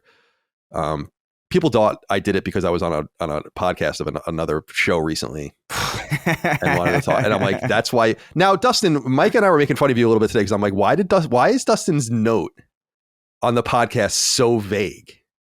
What note? You put a little note like when you publish Sacred Symbols Plus saying like, we've decided we need to publish a pickup. Right. And then everyone, like, you could have just said like Halo, we're probably going to talk about Halo. So I did say we were going to probably talk about Halo on the Discord when I first said something. And then I thought, well, I didn't want to make it seem like we knew for sure because we did, because on the show, we were like, well, maybe not. Is it worth it? And I was like, I guess people hadn't heard it at that point. So I'm just trying to be vague to protect the fact that we knew the sanctity. Yeah, sure. But it did bring a lot of people wanting to talk about. We delayed the podcast so we could talk about how you owned a guy. Yeah. No, that you can go find all that out on your own. All right, let's get into the news. Let me set it up for everyone. Microsoft had, I guess, a Halo event today. Was this like an anniversary event, or were they just doing? So there's I believe it's connected to the HCS, so the Halo Championship Series. So I think it's like the esport thing, and it was, I think, the second to last or the last one for Infinite, I think. And so they were teasing that this was going to be one that people would want to show up for, as far as I know. Interesting. Okay. Yeah. So yeah, because I was gonna say like it would be 24 years. It would be a little bit of a weird anniversary. It's not 25 years because the game came out in the fall of 2001. Mm-hmm. So yeah, I was thinking, I'm like, what the fuck was the point of all this? But they announced at this Halo event, Halo Combat Evolves remake, second remake called Halo, right? I mean, it's the first remake technically, because this is, I mean, we'll get into it, but Combat Evolved Anniversary was like kind of like it was like the way Tomb Raider has since been remastered in the Aspire collections and Legacy of Kain. It's like a new coat of paint over the original thing, not really touching it at all. This seems to be more fundamental. But yeah, it is the second time that, technically the third time if you want to count it like being up-res to HD for the Xbox Live Arcade. Right. Oh yeah. Halo, okay. Yeah, Halo Combat Evolved has been touched up quite a bit, but this is the most substantial rework of. This is more along the lines of like some of the stuff that we've seen recently, I think, with like Oblivion. So some people talking about like, oh, maybe we're a little harsh on The Last of Us, and I'm like, come on, this game's from 2001, a totally different can of worms. But anyway, here's what it says on the Xbox Wire. Xbox Wire, of course, is the official press release website for Xbox, and it says it's official. Halo marks the next chapter for the franchise with Halo Campaign Evolved, a complete Unreal Engine 5 remake of the original campaign from Halo Combat Evolved, including some brand new surprises.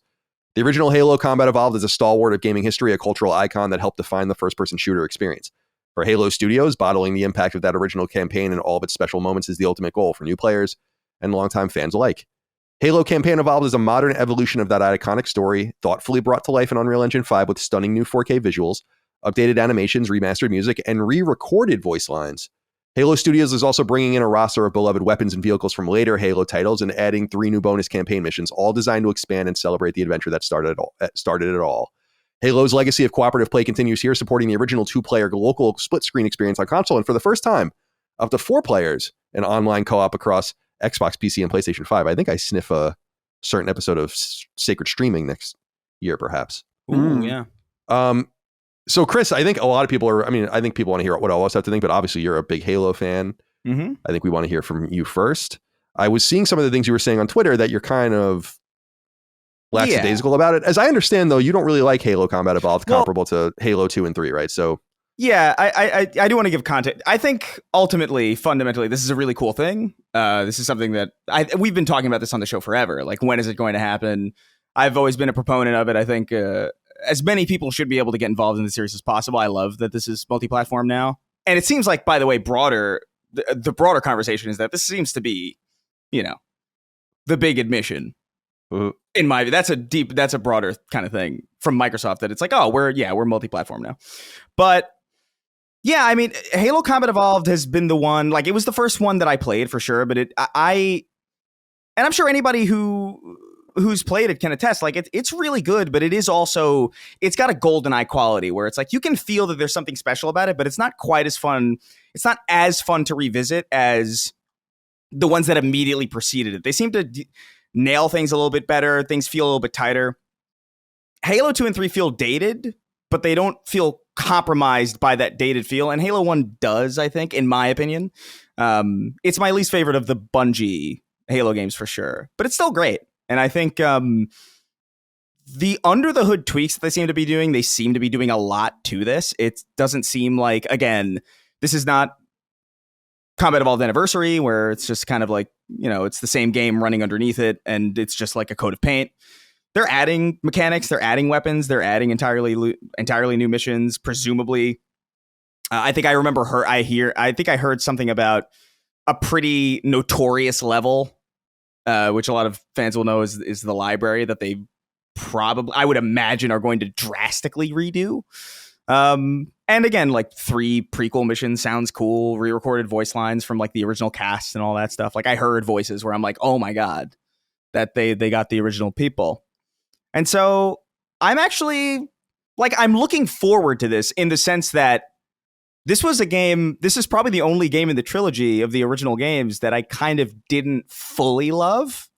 And so from that perspective, them doing all of these kind of under the hood tweaks to it might actually turn it into something that I genuinely really am into. But at the same time, like, fundamentally, like, the trappings of what it is still part of, like, what I consider to be, like, my least favorite. But I do think this is, like, this is exciting. It's really cool news, but it's more, I'm more happy for other people where this is going to be somebody's, like, first try and somebody's first, like, fresh-eyed, step into this world, and they're going to have presumably a pretty definitive version of that original game to do it with, which is pretty cool. What do you think, Dustin? Yeah, so Halo Combat Evolved, amazing game, one of my favorite games growing up. And seeing this trailer, it's funny, when I watched it on my phone before I went into the movie, I was like, this looks pretty good. And then when I watched the trailer on my 4K monitor, it's like, oh man, it doesn't look bad. I don't want to make it sound like it looks bad at all. It looks like Halo Unreal 5. Yeah, it looks very Unreal. It looks too. I'll say mine. So I don't know. I guess in one sense, like, the devil's advocate to myself, it's like, well, what do you want it to look like? Yeah. Honestly, I don't know. But I guess, and it's not like I feel like it's the worst thing I've ever seen or anything like that. But I was like, okay, well, I can get over that. And it's still, they put, like, the in development footage, so there's still time for it to bake, of course. And I don't really have any problems with the, as Chris was saying, the new modernizations, whether it's sprint, adding new weapons, all that sounds cool. If you're going to do it, if you're going to remake it, go ahead and add that stuff, put your flair on it.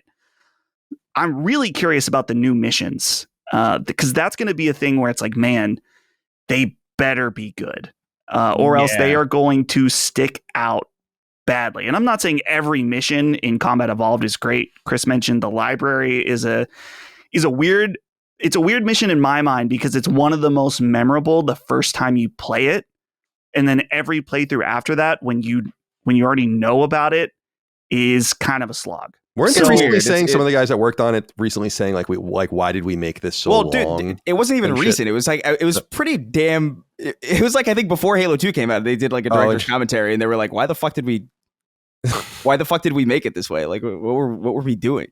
So like that's kind of the thing. There's a lot of cut content from Combat Evolved.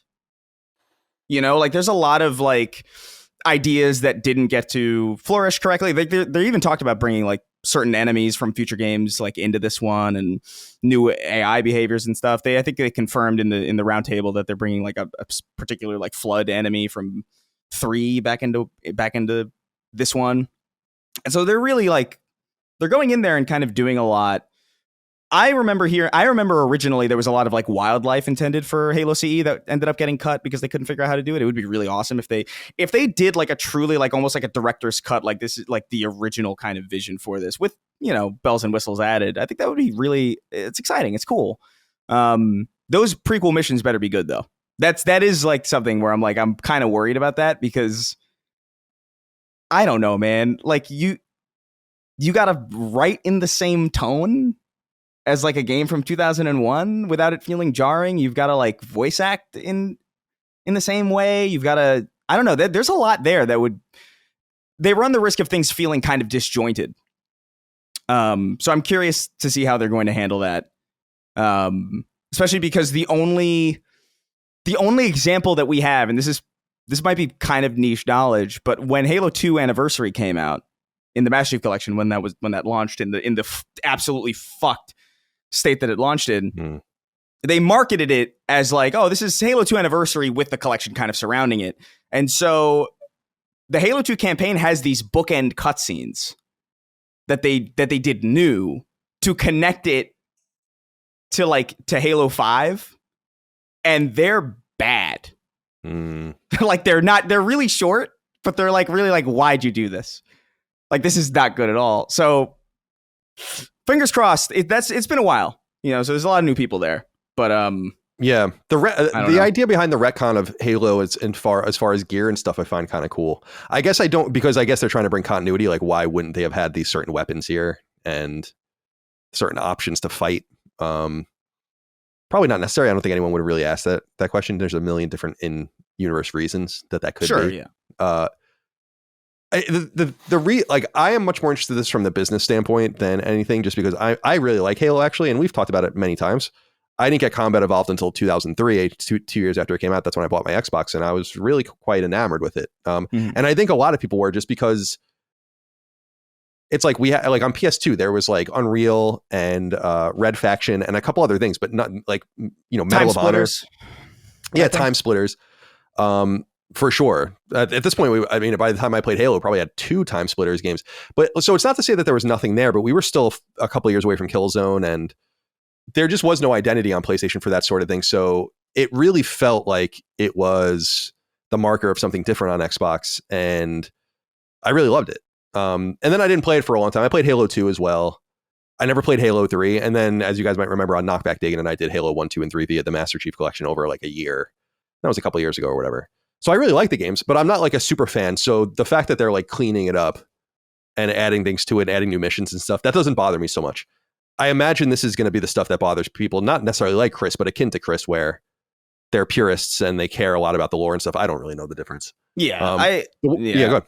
Yeah, no, I get it. There's like a sanctity to those original games, but I personally think like Halo 1 needs the most touching up of any of the 3 of them. I think 2 and 3 maybe, but like I think that those would be a lot more sacred ground. I think those would be like very difficult to go back and rework.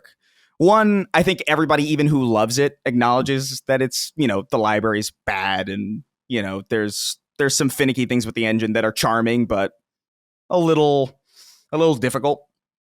So yeah, I suspect that I know for a fact there's videos. I know there's already videos of like super fans being like, they got the wrong sound.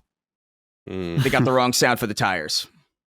And I'm sure, you know, on some level, as like if you're making this kind of thing, I almost wonder like why change things arbitrarily in the first place to even give people that lane of critique.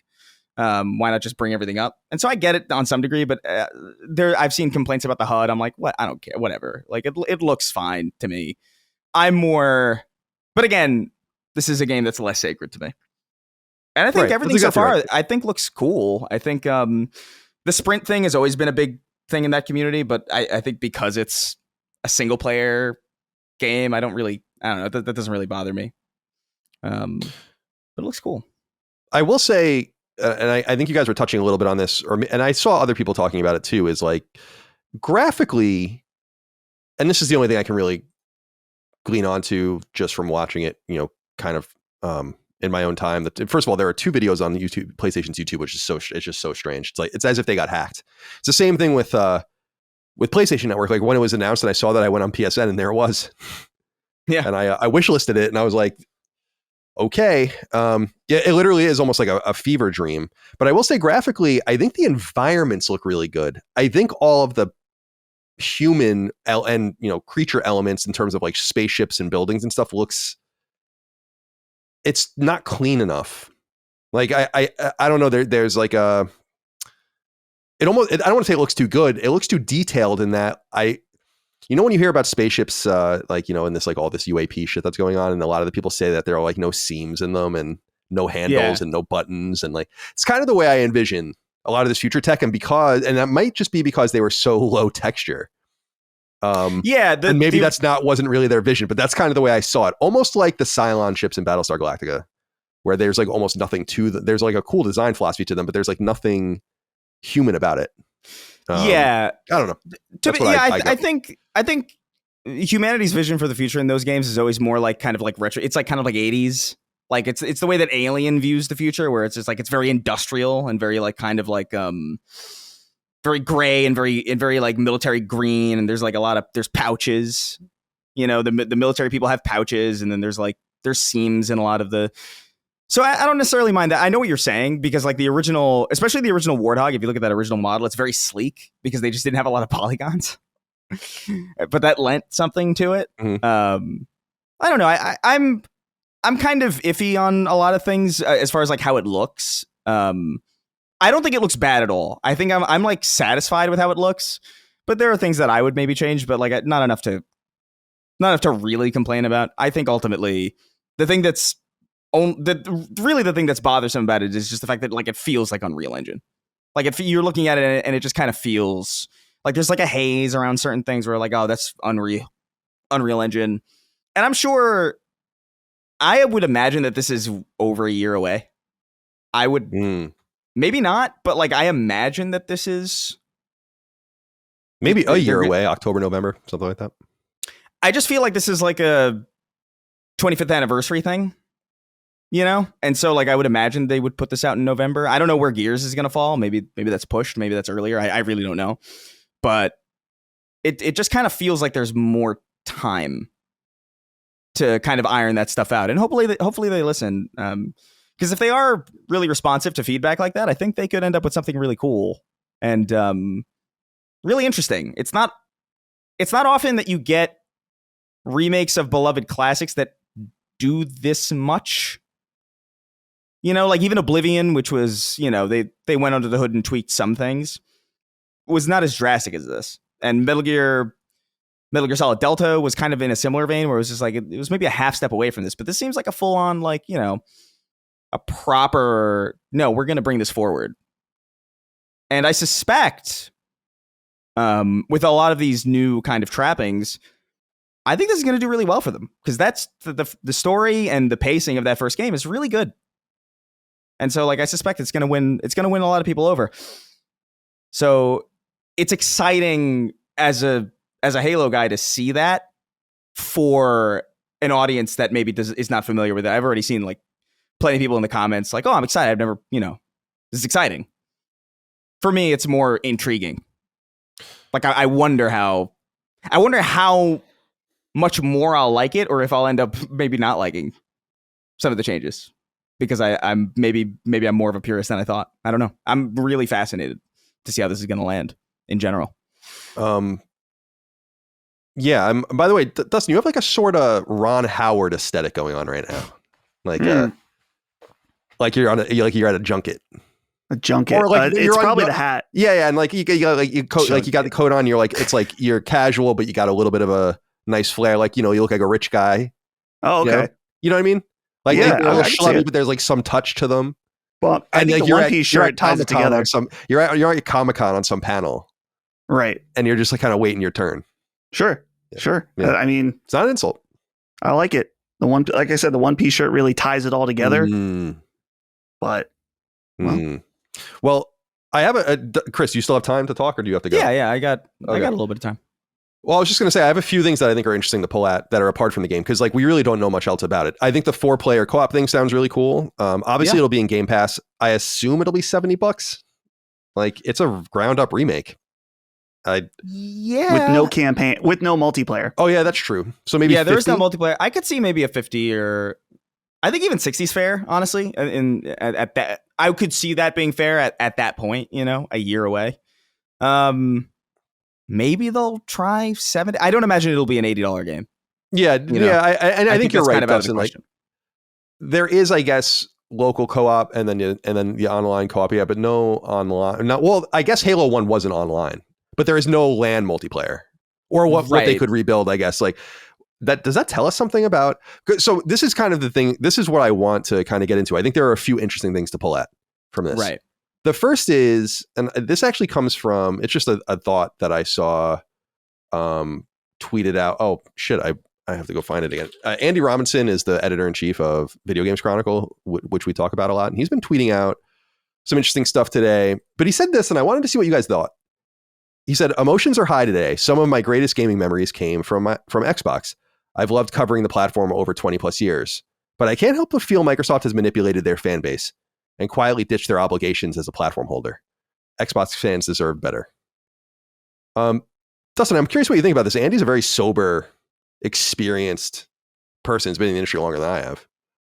And I've been here for over 20 years. So I take that somewhat seriously, that a person would say something of that nature. And I don't necessarily disagree with him, but I think we would probably come at it from different angles. Curious what you think about his statement. Yeah, well, not to self-promote, I just did a video about Xbox and I opened up with how Microsoft it feels like they don't respect their customers anymore, particularly their most hardcore dedicated ones. And we knew that the multi-platform strategy was here, so this was really an inevitable. At some point, we were going to see Halo on PlayStation. We didn't know it was going to be day and date, and now that is confirmed. But I think the things that might feel the most disrespectful in regards to this announcement are, and I'm sorry, I'm a little behind because I was at the movie and stuff, but I was seeing on Twitter, like, was it their community manager wearing a PlayStation shirt? Yeah, that's one of the things that I saw, and I thought that was actually really weird. Yeah. To the point of like unnecessary, actually. Yeah. And they were saying like something about like PlayStation, Halo is now on PlayStation. Moving forward. Yeah. Mm-hmm. And yeah, I could understand if you're a hardcore Xbox guy that like, oh, it's not just that you're releasing it, but you're like making it a bold statement. Like, we're not only releasing this game, but PlayStation is now a home for Halo. Get used to it. And who knows with all this other, it's like, oh, and your Game Pass is $30 more. And it's just like all these, it's a million little cuts. But in particular, it seems like every week for the last 3 weeks, there's been bad news. And so I could imagine that, if Xbox has been your home and it's death by a million cuts at this point.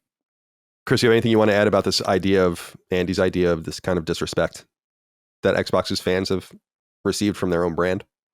Yeah, I mean, it really depends on what their plans are for the future, because I think actually this strengthens the hypothesis that this next machine is going to be like, that their next machine is going to be this hybrid kind of PC thing. Because like, if you're putting Halo everywhere, you've got to have something else. And that seems to be the prevailing theory, that like, okay, well, it's going to be a modular. There will still be a reason, I guess, is what I'm saying, to have that machine in the future. I don't know exactly what form it'll take, but they've got to find a pretty compelling reason. And I don't know if it's like a full betrayal until we know more about that machine.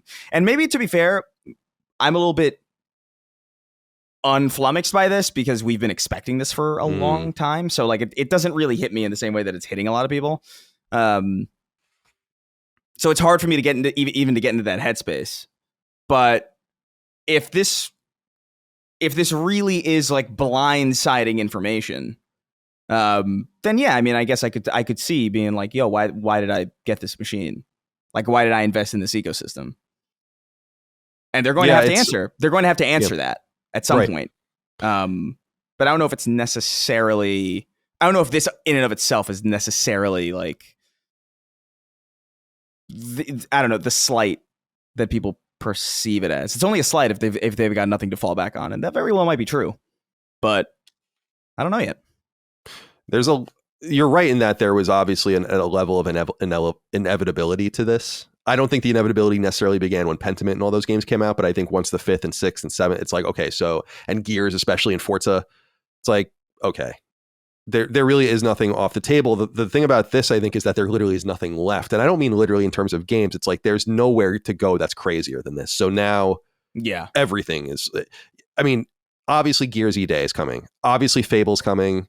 I think we already knew things like Elder Scrolls 6 probably would have always, even if things were working for Xbox, I still believe that game would have just come to PlayStation. It's just too big. And it would be just stupid.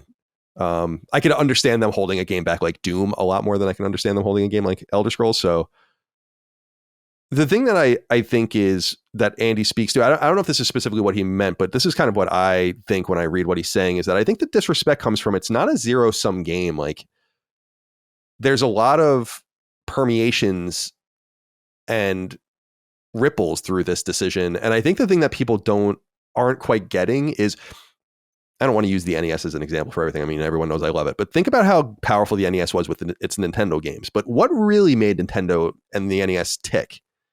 It's that Capcom loved it. It's that Konami loved it. It's that SNK put games there, and everybody was putting their games there and brought an insane amount of value. When you migrate your first party games to a rival console, you're making that console better. It's not just saying like, we're making our console worse. You're actually making the competitor's console better. Right, because they don't get God of War and Uncharted. Like I mean, anything's possible, but we've said it before in the past. Like, I just don't see that happening. That's not. I don't see why you would do that. Like, why would you do that? I think the games as a service is happening. We've said Marathon obviously is coming over. It's been long announced, but I just don't know about that. Like, maybe, but why? And especially now that we know, and I mean, it's all but confirmed with things Sarah Bond has said and stuff, like their next, as you said, their next console is a PC with, some sort of hybrid machine, and the games will be on Steam. Sony knows that. Like, why would Sony's probably thrilled about all this shit? Could you imagine the conversation? Because the game is wish listable, and it's obviously their trailers are up. Sony's known about this, obviously. And can you imagine like how they feel about this? We're like, holy shit. The big thing that and this would almost be a good YouTube video for me to do at some point, like called PlayStation is a Killer, is there have been 4, I mean, if you want to count Atari, but they weren't really a player in the modern gaming era, but there were 4 post-Atari players in the hardware space, and PlayStation killed one of them and made them a third party, killed another one of them and are now making them a third party, and almost killed the third one in Nintendo. Like, they were chasing Nintendo down with a fucking knife. Nintendo obviously pulled out and is totally fine. Sega's great now, but they're nowhere near hardware, and Microsoft's going to be in the same position soon. And I'm just like, that's so interesting. Like the Sony's survived, Nintendo survived. It is a battle it's an evolutionary battle. It's the survival of the fittest. It really is. And it's not only about the power of the machine and the catalog of games, but about the decisions you make. And that's why I think it's really interesting to just say, Halo not being a Xbox console exclusive anymore is a thing for Xbox, but it's huge for PlayStation. It really does illustrate. It's like, dude, like we've said it before in recent episodes, unless you're using Game Pass specifically, why would you even have an Xbox at this point if you know you can just get all those games on PlayStation? They really are tying them. And I put in my notes pretzel in quotes because they're tying themselves into a pretzel. Like, it's really none of it really makes any sense. Like, even the PC storefront stuff, I'll keep beating this drum, especially as the console gets closer. It's like, they're going to send you to another storefront. I don't even know how this is all going to work. Like, I can't wait to hear what this all means. And it doesn't make any sense if you understand the economics of the video game industry and how these companies make money on games, and it makes no sense. So, But in terms of Microsoft becoming very much like Sega, but even bigger, becoming a third party, they're going to be a fucking huge and successful publisher of games now that they are unencumbered. And I think having your community manager for your biggest franchise go out in a PlayStation shirt and then talk about how everything for Halo is coming forward to PlayStation, it's like a complete capitulation of the likes we've never really seen. And I think that it's truly done at this point. And I find that fascinating. And I've expressed this, is that I do feel bad for Xbox fans.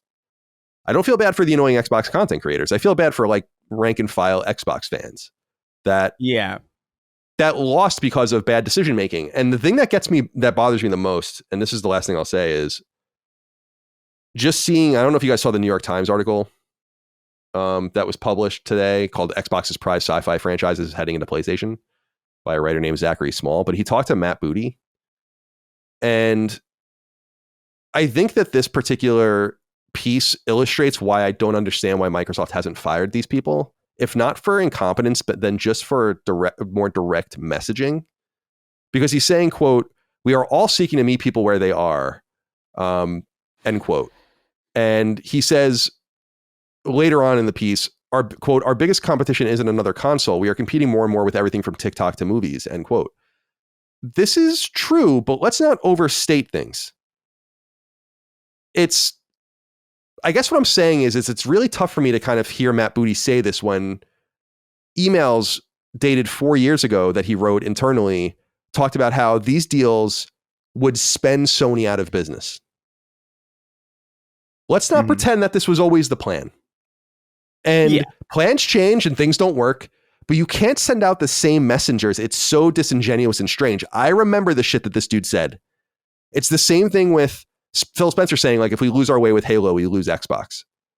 It's the same thing with, things that Aaron Greenberg and other people have said. Sarah Bond recently talking about how quote unquote antiquated exclusives are on the same day that new Pokemon game sold 5.6 million copies in a week. Yeah. And to put that in, because we talked about this, I think earlier or later in the show, you don't know, Chris, but I was saying, just as an adage, that Silent Hill, the entire franchise, has sold 10 million copies. Its entire life, 10 million copies. Pokemon 37 just sold 5.6 million copies on a single ecosystem. Exclusives aren't antiquated. Your entire approach failed. And that's okay because things fail, but why are you the messenger? This is a big question I'm going to keep asking. These guys, they're disingenuous because we know that their strategy didn't work, because their strategy was transparent and they talked about it. So that's a big thing that I just see here. Like, Xbox needs new stewards. And I don't know if we'll ever see that, but and people are lighting them up. I mean, Mike Ybarra is on these guys' asses like every fucking day and other things. It's like, I just wanted to throw that out there because I just, as interesting as this story is, as inevitable as it is, as good as Halo is, this messaging shit is just totally fucked. And you have to be delusional not to see it. Like, you have to be out to lunch.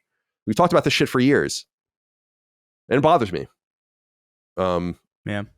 It's like in football, like, not to use it, like, you guys don't give a shit about football, but it's like in football having a bad team and a bad coach, and just leaving the coach, like letting the bad coach just, and then you have like other decision makers that are like the owner pulling the strings, and now the coach just starts saying other shit. And it's like, why wouldn't you just get another coach to say that shit? So that's it. Yeah. Halo coming to PlayStation 5 in 2026. I did see some people express this too, and I agree. I'm a little surprised. Like, where's the Switch 2 love for Microsoft? Yeah, I don't know. They're supposed to we were talking about this again somewhere else in the show. Like, Call of Duty's still not on Switch, even though it's supposed to be. Yeah, according to the FCC stuff. So I don't know. I feel like, am I misremembering, or like, I feel like there was a conversation about like it just being the campaign, and you were going to say something, but then you kind of you distracted yourself. I think I could be misremembering it. Yeah, because I think Dustin, you said something about it. Yeah, it's just the campaign, and then you said that doesn't that speak to? And then it got right. derailed. Good memory. So I was going to say, speak to the future, like. And I guess this would be a good exit question. Good job, Chris. is like, what does this mean? Like, so they're saying explicitly more is coming to PlayStation. Is that a much more ambitious Halo 2 ground up remake, or is that a port of Infinite? Or do they bring Master Chief Collection over? Or is there some sort of like fixed boutique reworked online suite that they release across the platforms at some point? There are a lot of different options, but like what's clear is that more is coming, and I don't think they're talking about the next Halo game. I think they're talking about something else. Yeah, maybe. I mean, it would. Their decision making is already kind of incomprehensible. So like, I don't know. Like maybe after this they'll put the collection on. So like, hey, see Halo 1 as it originally was, and then the rest of the trilogy. But like, the thing that's weird about this, the weirdest thing about this, in my opinion, is that although I think Halo Combat Evolved requires the most touching up, this kind of implies Halo 2 Campaign Evolved. And you know what I like, it kind of like, why do that and then set people up for like the expectation of like, oh, this game has sprint and all these other things, and then the sequels that people are meant to go delve into don't. Like it confuses me. But as far as like the multiplayer space, I don't know, because Infinite seems to be being wound down to the point where like a lot of the content coming to it is like kind of reworked current assets and stuff like that. So like, it doesn't seem like they're really investing that much in Infinite. And certainly like, I think the collection's been handled by a very small team. Mm-hmm. I don't know. My assumption would be that the multiplayer stuff is going to be supplemented elsewhere. And I don't know what that looks like. I would imagine Halo Infinite maybe going. Like if this game's going, then why not the rest of them? I just wonder what the order would be and what like what would the incentive be to put, okay, here's the first game with no multiplayer and then the last one. Right. Good luck. Right. Yeah. You know, like what does that even or here's the collection, which they would have to reinvest in, despite the fact that it has they could really only sell it because there's no microtransactions in it. So would it be less valuable to them in that sense, or would you just bring the multiplayer of Infinite? It's weird. I don't know. All of those sound possible because it seems like the messaging and the strategy seems like not particularly ironed out. Like, why is Gears? Why do the first Gears, and then E-Day is definitely coming before the other two Gears games, or potentially like based on what like their current release schedule is. So you're gonna go from the prequel into 1 and then nothing, and then have them wait for 2, which is going to be undoubtedly like a less modern experience. I don't know. You understand? Like, this is like a very confusing space to be in, and I would imagine it's very confusing for them. And I earnestly think they just want to rip this Band-Aid off as quick as like they just want to rip the Band-Aid off. And I think this is kind of the first step in that. Dustin, it looks like you're going to say something. I have a tinfoil hat theory that Halo, since 343 and now Halo Studios took over, no one has really been impressed with really any of their campaigns overall. And I know some people are like, well, actually Halo 4 was really good and stuff like that. But overall, none of them were able to capture anywhere near the level of interest or overall reception as the Bungie campaigns. So I wonder if at this point with Halo Infinite winding down, and Halo Infinite multiplayer was free to play, right, Chris? Yeah. So I wonder if the move is that they're like, okay, we can have a smaller team and we can go and remake Halo 1's campaign, and we're going to put our full force into a multiplayer only Halo game. And that's going to go everywhere. We can use the basis of Infinite because people generally overall, that was their best multiplayer that 343/Halo Studios made, period. Yeah. And that can be multi-platform, and they can just keep riding off the fumes of those Bungie campaigns. Maybe they remake 2 campaign, 3 campaign, or whatever, and they can have a live service multiplayer Halo that exists everywhere, that doesn't have any strings attached to the campaign because they can do that separately. Yeah. I don't know. That also sounds possible. which is, Yeah. you know what I mean? Like it's all valid. I think that would be an interesting route to go on. You'd have your hands full with remaking Halo 2 and 3. Like that's the kind of the thing that good luck. But yeah, this is all very interesting stuff. And it's finally happening. It feels surreal that it's kind of came out of nowhere. And so not out of nowhere, like we kind of expected it, but like I guess the day and date stuff is the most interesting part of this. Yeah. And that it wasn't infinite, I guess.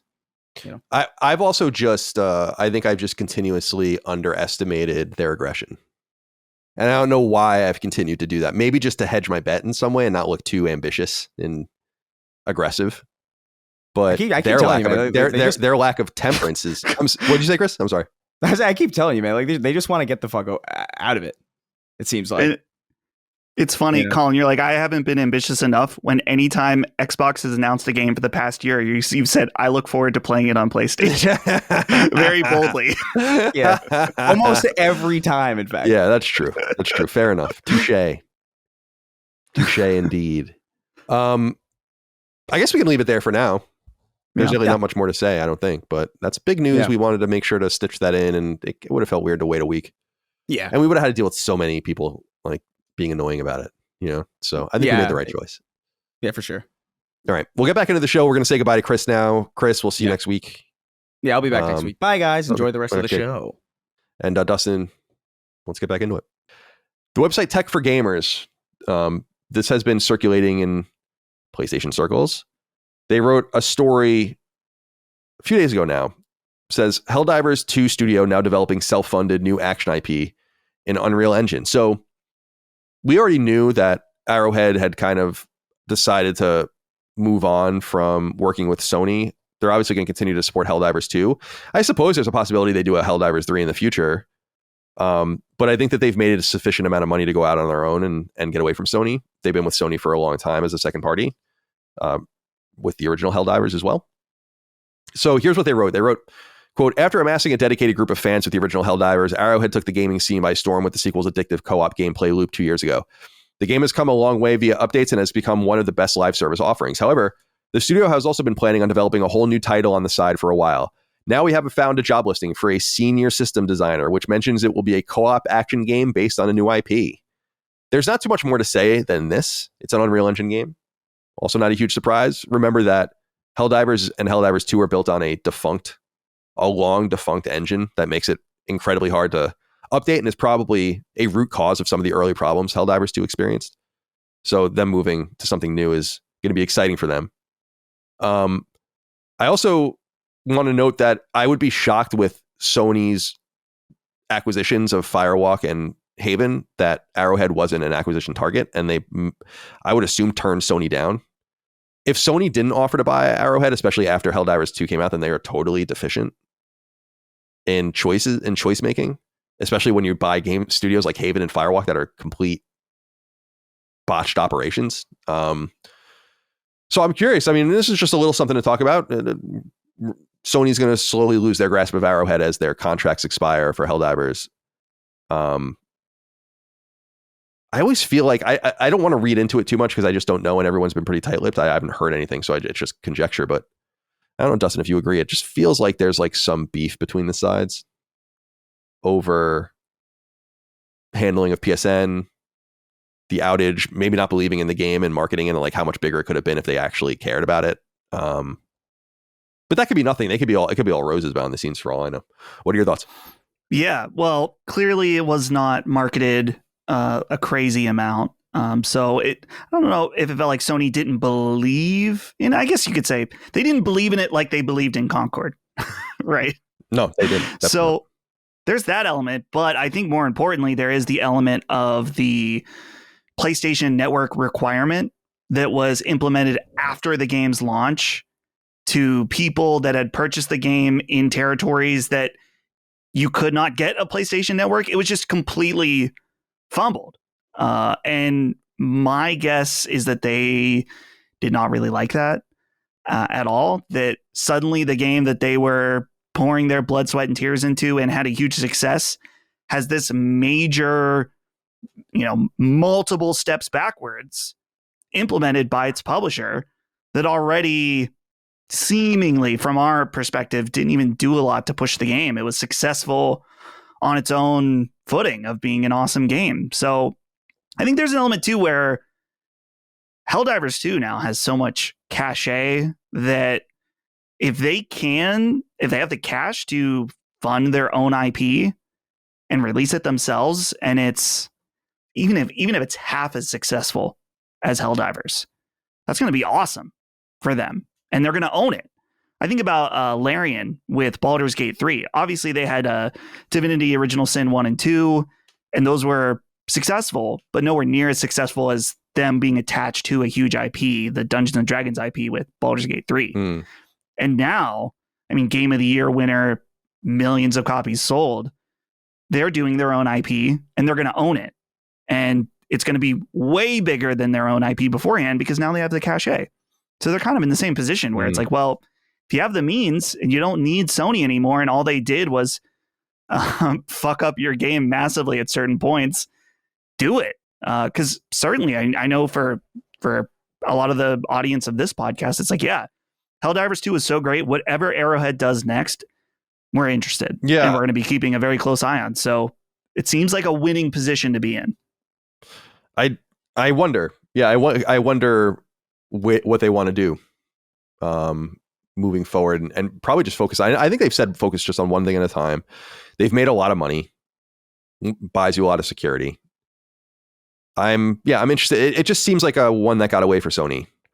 Out of all the acquisitions that they've made recently that make no sense at all, that was actually the one that made a lot of sense. Because they rattled off like Bluepoint and Housemarque. Those obviously made sense. But then you got like Bungie and Firewalk and Haven. It's like, what are we doing? And then Arrowhead kind of slips through the cracks. That's why I just feel like, based on my own conversations with people at studios in the past, when I've interviewed them and asked them these questions directly, especially at Insomniac, about like, has Sony tried to buy you before? And you'd get a lot of different answers, meaning that like, yeah, they obviously have. And so maybe Sony didn't push hard enough, but I feel like I would want to be independent. Yeah. If you could do it once, you can do it again, although it's risky too. Because you are missing out on your chance to like it's guaranteed cash out money. It's just a matter of, for a lot of people at the studio, not the people in the trenches, but for the people that founded the team and stuff. And it's hard to say no to that.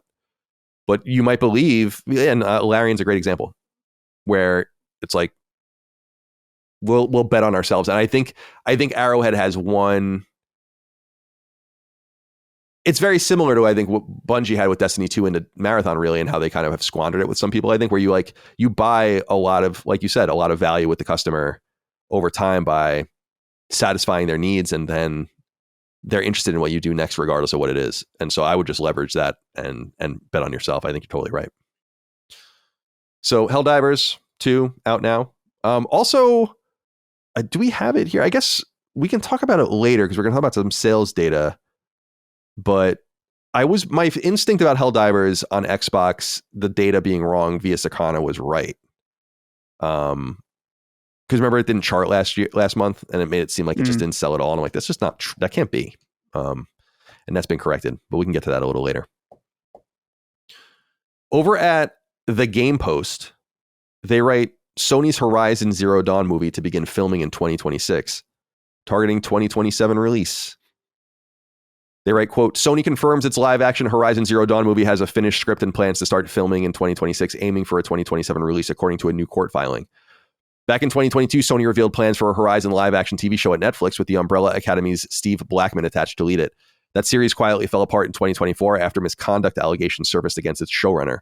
Early this year, in January, during Sony's CES presentation, the company announced that a Horizon Zero Dawn feature film was in the works with Columbia Pictures, the same studio behind Sony's Uncharted from 2022 and Gran Turismo from 2023 adaptations. What they're not noting here is that Sony owns Columbia, so that's not a huge surprise. Now, there's a new update. We finally have new info on when the Horizon Zero Dawn movie is expected to shoot and release. They write, in Sony's ongoing lawsuit against Tencent over Light of Monorum, which the company describes as a slavish clone of its Horizon franchise, new details have surfaced about the long-awaited Horizon Zero Dawn movie. According to a legal document obtained by the Game Post, head of PlayStation Productions, Assad Kizilbash, revealed that the Horizon Zero Dawn movie already has a working script and Sony is actively looking for a director. The company is aiming to start filming in 2026 with a planned release in 2027. The actual quote from the document that was filed on October 16th is, quote, and this is from Kizelbash in his declaration, "We are in development for a film based on Horizon in partnership with Columbia Pictures. We already have a working script and are actively searching for a director with the goal of shooting the picture in 2026 and releasing it in 2027. The live action film follows the recent collaborations between Columbia Pictures and PlayStation Productions on Uncharted and Gran Turismo." So we wait and try to find out. And by the way, this was written as a series of declarations for people inside the studio as Sony hits back at Tencent over the Light of Moderum / Horizon lawsuit that's brewing, with basically a series of executive level people at Sony saying, like, this is why Horizon's important and this is why, like, hurts us. And specifically, he writes that she's, quote unquote, a key icon in the anticipated film and her importance, quote, to the flywheel of franchise building. Dustin, are you excited about the Horizon Zero Dawn film that already has a script and is ready to film next year? We've talked many times about how PlayStation Productions has surprised us with their film output. Because even for me, Gran Turismo, which on paper is a game or a movie that I really shouldn't be interested in at all, I saw it and I was like, oh, that was pretty good. And Uncharted, of course, when we heard about the casting of Tom Holland and just all the kind of lead up to that film, we were like, I don't know about this. And then it turned out all right. So I think this could be cool. I can't say I'm insanely excited, but I could see it being like a big spectacle movie. Like sounds like a prime IMAX movie, and not comparing it to Transformers, but I could see the CG of the robot dinosaurs looking pretty cool. I'm mostly really curious on who they will cast as Aloy. I'm not really sure. I saw some people on Twitter like suggesting it should be the girl that was in the movie It, the red-haired girl from that. She's also, ironically, she's in the new HBO series with Tim Robinson, The Chair Company. She plays his daughter, and she would. Sophia Lillis. That sounds right. Let me see. Yeah. She gained prominence for her roles as Beverly Marsh in the horror films It and It Chapter 2. And as a teenager with telekinesis in the Netflix drama series I Am Not Okay With This. She looks like she could play her. She could be Aloy. So, but yeah, I wonder too with this timing, Colin, because it's slated to come out in 2027. This could fit nicely that with assumingly a third video game. Yeah, that can't wait. If it's successful, they could kind of get these out and not have to worry about waiting for the next game. Yeah, I'm stoked about this, and if it's done right, because I think Horizon's fucking awesome. I unapologetically believe that, and it could be the start of something cool. And I think a movie is probably the right direction. I mean, I prefer TV shows. I just think it's going to be expensive to make. And I know this really had nothing to do with how it fell apart, according to what people report about the showrunner, but it'll probably be a pretty expensive project to do it for 8 episodes or 10 episodes and then expose yourself to doing it over and over again, as opposed to maybe making a film trilogy that's just grafted onto the actual movies or the actual games. It goes against a little bit what I believe, just in that I do prefer TV over movies typically, but you can really spend a lot of time and money and make it really, really nice. And look, again, you got to do it. It's going to be, dude, imagine, I mean, it wouldn't be entirely possible, obviously, but making it as practical as possible would be pretty cool. Yeah. And they could do it. It would be really expensive, I would assume, but it would look awesome if they did it right. I mean, it's machines. It's not biologics, as it were, but like, I still look at a movie like Jurassic Park and I'm like, this is incredible. Like, and just even the original Star Wars trilogy, it's like, this is good shit. Dudes on pickup trucks driving by fucking Battlestar Galactica style, like model kits that they've pasted together over and over again to make Death Star trenches and shit. It looks fucking amazing. So I don't know. It'll be interesting to see. And I'll be interested to see how people feel about it. There seems to be such a split between how people feel about Horizon and its sales numbers, that I think there's something there. But I think people calling it the Avatar of games is true, where it has that feel like Avatar is this inexplicably huge thing, but no one seems to like it. Yeah. Right. Yeah.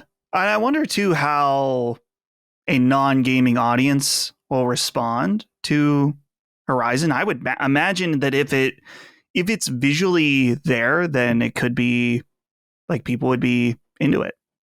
But like, how would I'm trying to remember who you said was it your sister that was watching The Last of Us? Yeah. But yeah. doesn't know anything. Like, what would she think about Horizon? I don't think she has any knowledge of Horizon. Yeah. It's funny you bring that up too, because I was talking to my dad about some of this stuff when I saw him on Long Island a few weeks ago or a couple weeks ago. I was like, "What are you watching?" He really likes watching like HBO and all these different things, and he had still not watched the second season of The Last of Us. And I was like, "It's so funny, man!" Like he would be not exposed to spoilers or anything like that, so he has no idea what's going to happen there. But yeah, like I wonder how this franchise will. I wonder who they're aiming at. Is it going to be like a young adult thing? Horizon kind of has a young adult feel. It's not quite. It's like Hunger Games-ish in a way. Maybe a little more adult than that, but I wonder like where they're going to try to place it. If it's going to be like a popcorn flick, or if it's going to be like something kind of serious and sci-fi and gritty, which would be kind of cool. Right. But yeah, I don't know. We'll see. All right. There's some new information about this Resident Evil 0 remake that's been percolating for a while. MP First has new reporting. We've been citing these guys quite a bit, and they have pretty good reporting that I think some other people have corroborated, but this is what they say. Report: Resident Evil 0 remake in development. New casting and plot details unearthed. Quote, following the huge success of the Resident Evil remakes, it's no surprise that Capcom continues to work on more projects remaking classic entries. Among the most requested titles for a current-gen treatment are the acclaimed 2000 spin-off focusing on Claire Redfield, Code Veronica, and the GameCube prequel, Resident Evil 0. Fortunately for fans, the existence of both projects has been repeatedly corroborated by reliable sources, suggesting we'll see them in the near future. We can now confirm that Resident Evil 0 remake is indeed a reality, and we were able to gather some details about the project, including additions to the plot, casting, and information regarding its development. Similar to what has been reported by reputable insiders, we have been told that the Resident Evil 0 remake is a project that has been in development for a few years now. The title has been worked on under the codename Chamber, which works as a clever pun referencing the last name of protagonist Rebecca Chambers, and that voice and performance capture work with new actors for the leads would have begun at some point in 2024. One of the actors joining the new cast is John McLaren, known for playing Star-Lord in the 2021 game adaptation of Guardians of the Galaxy and for his roles in Far Cry 5. We know this thanks to a mention of the actor's resume where Project Chamber is listed as one of his projects and is noted as a lead role. Additionally, the project is overseen by Beyond Capture Studios, a motion capture company that has previously collaborated with Capcom on games such as Resident Evil 4 Remake and Street Fighter 6. There are some plot details too. I won't get into any of those. This, I think, just goes to show that this project is real. I think we've had plenty of corroboration from reliable sources, as this piece is indicated, about both Code Veronica and 0. I wonder what order they're going to release them in. They seem to have a lot of information about 0 more than they would about Code Veronica, but Code Veronica would go first, I would assume. And it could just be what they had access to, so I wouldn't read too much into that. I really love Resident Evil 0. I always have. When it came to GameCube in the fall of 2002, I remember it very well. It was probably the first Resident Evil game I really obsessed over in terms of trying to play it perfectly. Getting like far and being like, I used too many items, used too much ammo. I'm just going to like start again and go forward. But it is like kind of like one of the offbeat games that wasn't widely played because it was until it came to Wii later on, and then finally came to like imported to PS3 and PS4, I think. In like 2016, 2017. So people have access to it now, but it's not a widely played one. So I'm actually excited for people to get their hands on it. What are your thoughts here on Resident Evil 0 remake? It's definitely real. Yeah, I am pumped for this just because every Capcom, well, I mean, almost every Capcom game right now, whether I'm interested in it or not, something like Street Fighter has been awesome so far. And the Resident Evil 2, 3, and 4 remake, while 3 is probably is definitely the weakest one of those three. They're all excellent games. And 4 in particular, I think, was maybe a little bit more, I don't want to say scary, but so many people hold that game so close that going and remaking it is probably a little more touchy, but I still think the original is great too. It's one of those ones where the original and the remake both offer something, and they both can stand as great games. So I've never played Resident Evil 0, so I'm excited to play it. Maybe I'll try to sneak in, because I think it's available on PS4 now that you can still buy it and play it. So I'd like to play it. But yeah, give me really anything Resident Evil at this point, other than a weird multiplayer shooter game or something like that, which they've tried. I did notice here, Colin, later after they talk about the plot stuff, it says, interestingly, despite having these details, everything indicates that we still have some time until we see this remake, as recent statements from insider Dusk Golem suggest that we would first see the Code Veronica remake launch, which is currently rumored to be targeting Q1 2027, while Resident Evil 0 remake aims for a 2028 Yeah, release. that'd be nice. And then yeah, that's perfect. Resident Evil game a year for the next 3 years. Excellent. Yeah. Love it. I think Resident Evil 9 is my most anticipated game right now.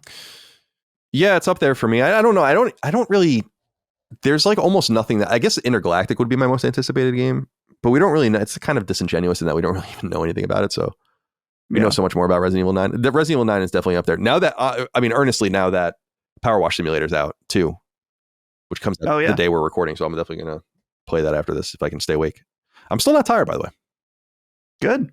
Eventually it's just going to hopefully you'll hit stop on recording and then you're like, oh shit, I'm out. That'd be nice because I need to sleep. I mean, it's got to get the brain rested a little bit, purging of its toxins and of its all the various things in it. All right. Thought this was interesting just to note. We have been waiting for this for a while. It's a little frustrating. I think this does show not the unreliability of insiders, but the nature of flux of plans that they have access to and are privy to that they report on. Because I think a lot of the people that talk about this stuff are reliable. But over at Push Square, our friend Sammy Barker writes, Xbox and PC sci-fi RPG Starfield won't be revealed for PS5 until next year. Quote, Starfield was seen as the flagship post-acquisition console exclusive for Xbox Series X and S when it launched in 2023, but it failed to really resonate with consumers to the level Microsoft had hoped. The game has been rumored for PS5 ever since, but we're now approaching the end of 2025, and it's still not been confirmed for the console. The last we heard is that Bethesda is reworking the game and wants to align all of its improvements with its PlayStation debut. It's been touted for a spring 2026 release on Sony's console. But according to a reliable rumor monger, Nate the Hate, who's clearly extremely well connected, the port won't be announced this year. Requiring to fan inquiries on X, he said, quote, I believe the announcement will be in 2026 unless plans change.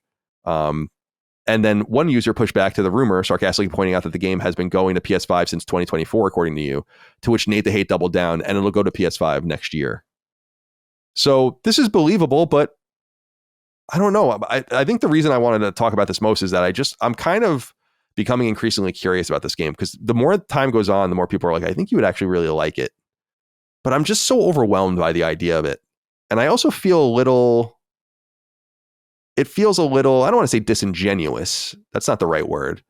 But I'm not an Elder Scrolls person. I'm not really excited about Bethesda games. And I authentically don't feel a lot of excitement for it. Even coming to PS5, I'm like, I don't know that I really give a shit.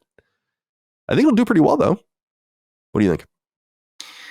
I feel like I'm trying to take my personal bias and dislike of this game away from my commentary here, but I feel like kind of people have made up their mind about this game. If you were amped about it, then you either played it on PC or Xbox. I guess there's a possibility that you're on the PlayStation side and you were like, man, I can't wait to play Starfield, despite the very mixed reaction to it. And I don't want to say everyone hated it. There were lots of people that really liked it, people on our crew that really liked it. Personally, I put 10 hours in and did not see really anything that I liked about it. So the most interesting thing to me, I forgot about this because it links to another Push Square article from August about Starfield is getting some hefty gameplay reworks for its PlayStation 5 release, which would make sense that you mentioned the shifting nature that maybe they did initially plan on trying to push this out onto PlayStation 5 faster, but then they decided they were going to try to make the game better for a PlayStation audience, since that really is, it's going to be a huge relaunch for that game. And if they can come out and, show off all these crazy improvements, that maybe you would even have someone like me be interested in giving it another look. I wouldn't buy it again on PlayStation 5 because I purchased it on Steam for full price and then played 10 hours and dipped out. But that would be something that could convince me at least to give it another look. And who knows, maybe it could be a huge seller once they sort out whatever these major gameplay improvements would be. Yeah, I think you're absolutely right. They've had a lot of time to sit with it. I wonder, do we even know how many people work at Bethesda Game Studios right now? Let's see. It's got to be a couple hundred at least. Oh, wait, 450. Yeah, all right. So definitely multiple teams. I guess I was wondering, like, did this have some sort of material effect on Elder Scrolls 6 where it's like, we gotta sit with this game for a minute? But there's no way they would have, but I bet you they have a third of the team or something still working on Starfield content. Maybe a quarter of the team. You'd imagine most everyone's working on Elder Scrolls 6. I would hope that they were smart enough not to be looking beyond it and being like Fallout 5 and Todd, calm down. But yeah, I really appreciate what Bethesda does, and Fallout 3 is a seminal game for me and was a really inspirational, influential, eye-opening experience for me when I played it. I really loved that game. And I love New Vegas as well. But then I'm playing Skyrim and not really resonating with it. And then Fallout 4, specifically when I was like, I don't really like this. I realized it was a time and place thing. 2008 and 2010, when those games came out, Fallout 3 and Fallout New Vegas, very different than now. And I'm not saying that those games wouldn't hold up. I think when the Fallout 3 remake comes out, I'm going to buy it and play it, and it'll be incredibly nostalgic for me. I'll be unable to judge it through the prism of today, which is why actually Oblivion would be a little more interesting to me, because I really have no experience with that game. So I really don't know. And maybe I'll love it, maybe I won't. But what I'm saying is I just realized that I don't think I really like Bethesda games like a lot of people do.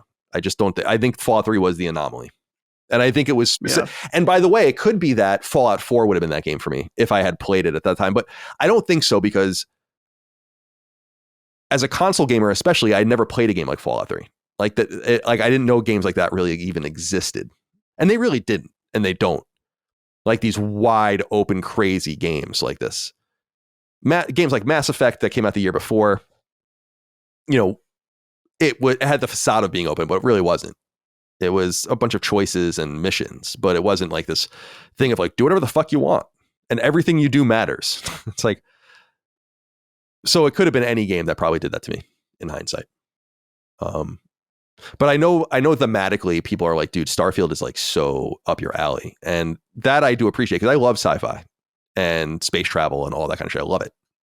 It's awesome. So, but honestly, like, even if it came to PlayStation at the time, I don't know that I would have played it. Just based on like my, and again, I'm not shitting on Skyrim. I'm not shitting on Fallout 4. I'm just saying it's not really for me. I had a jump scare this morning because they announced the Fallout 4 Anniversary Edition, which is just Fallout 4 with all of its DLC. Oh, yeah. And I saw Fallout. I don't know. My mind just saw Fallout Anniversary. And I was like, holy shit, they're doing it. Fallout 3 remake. And I was like, oh, it's just Fallout 4 again. But they're bringing it to Switch too, which is cool, I guess. Yeah. Yeah. We'll see how that does. I wonder, like,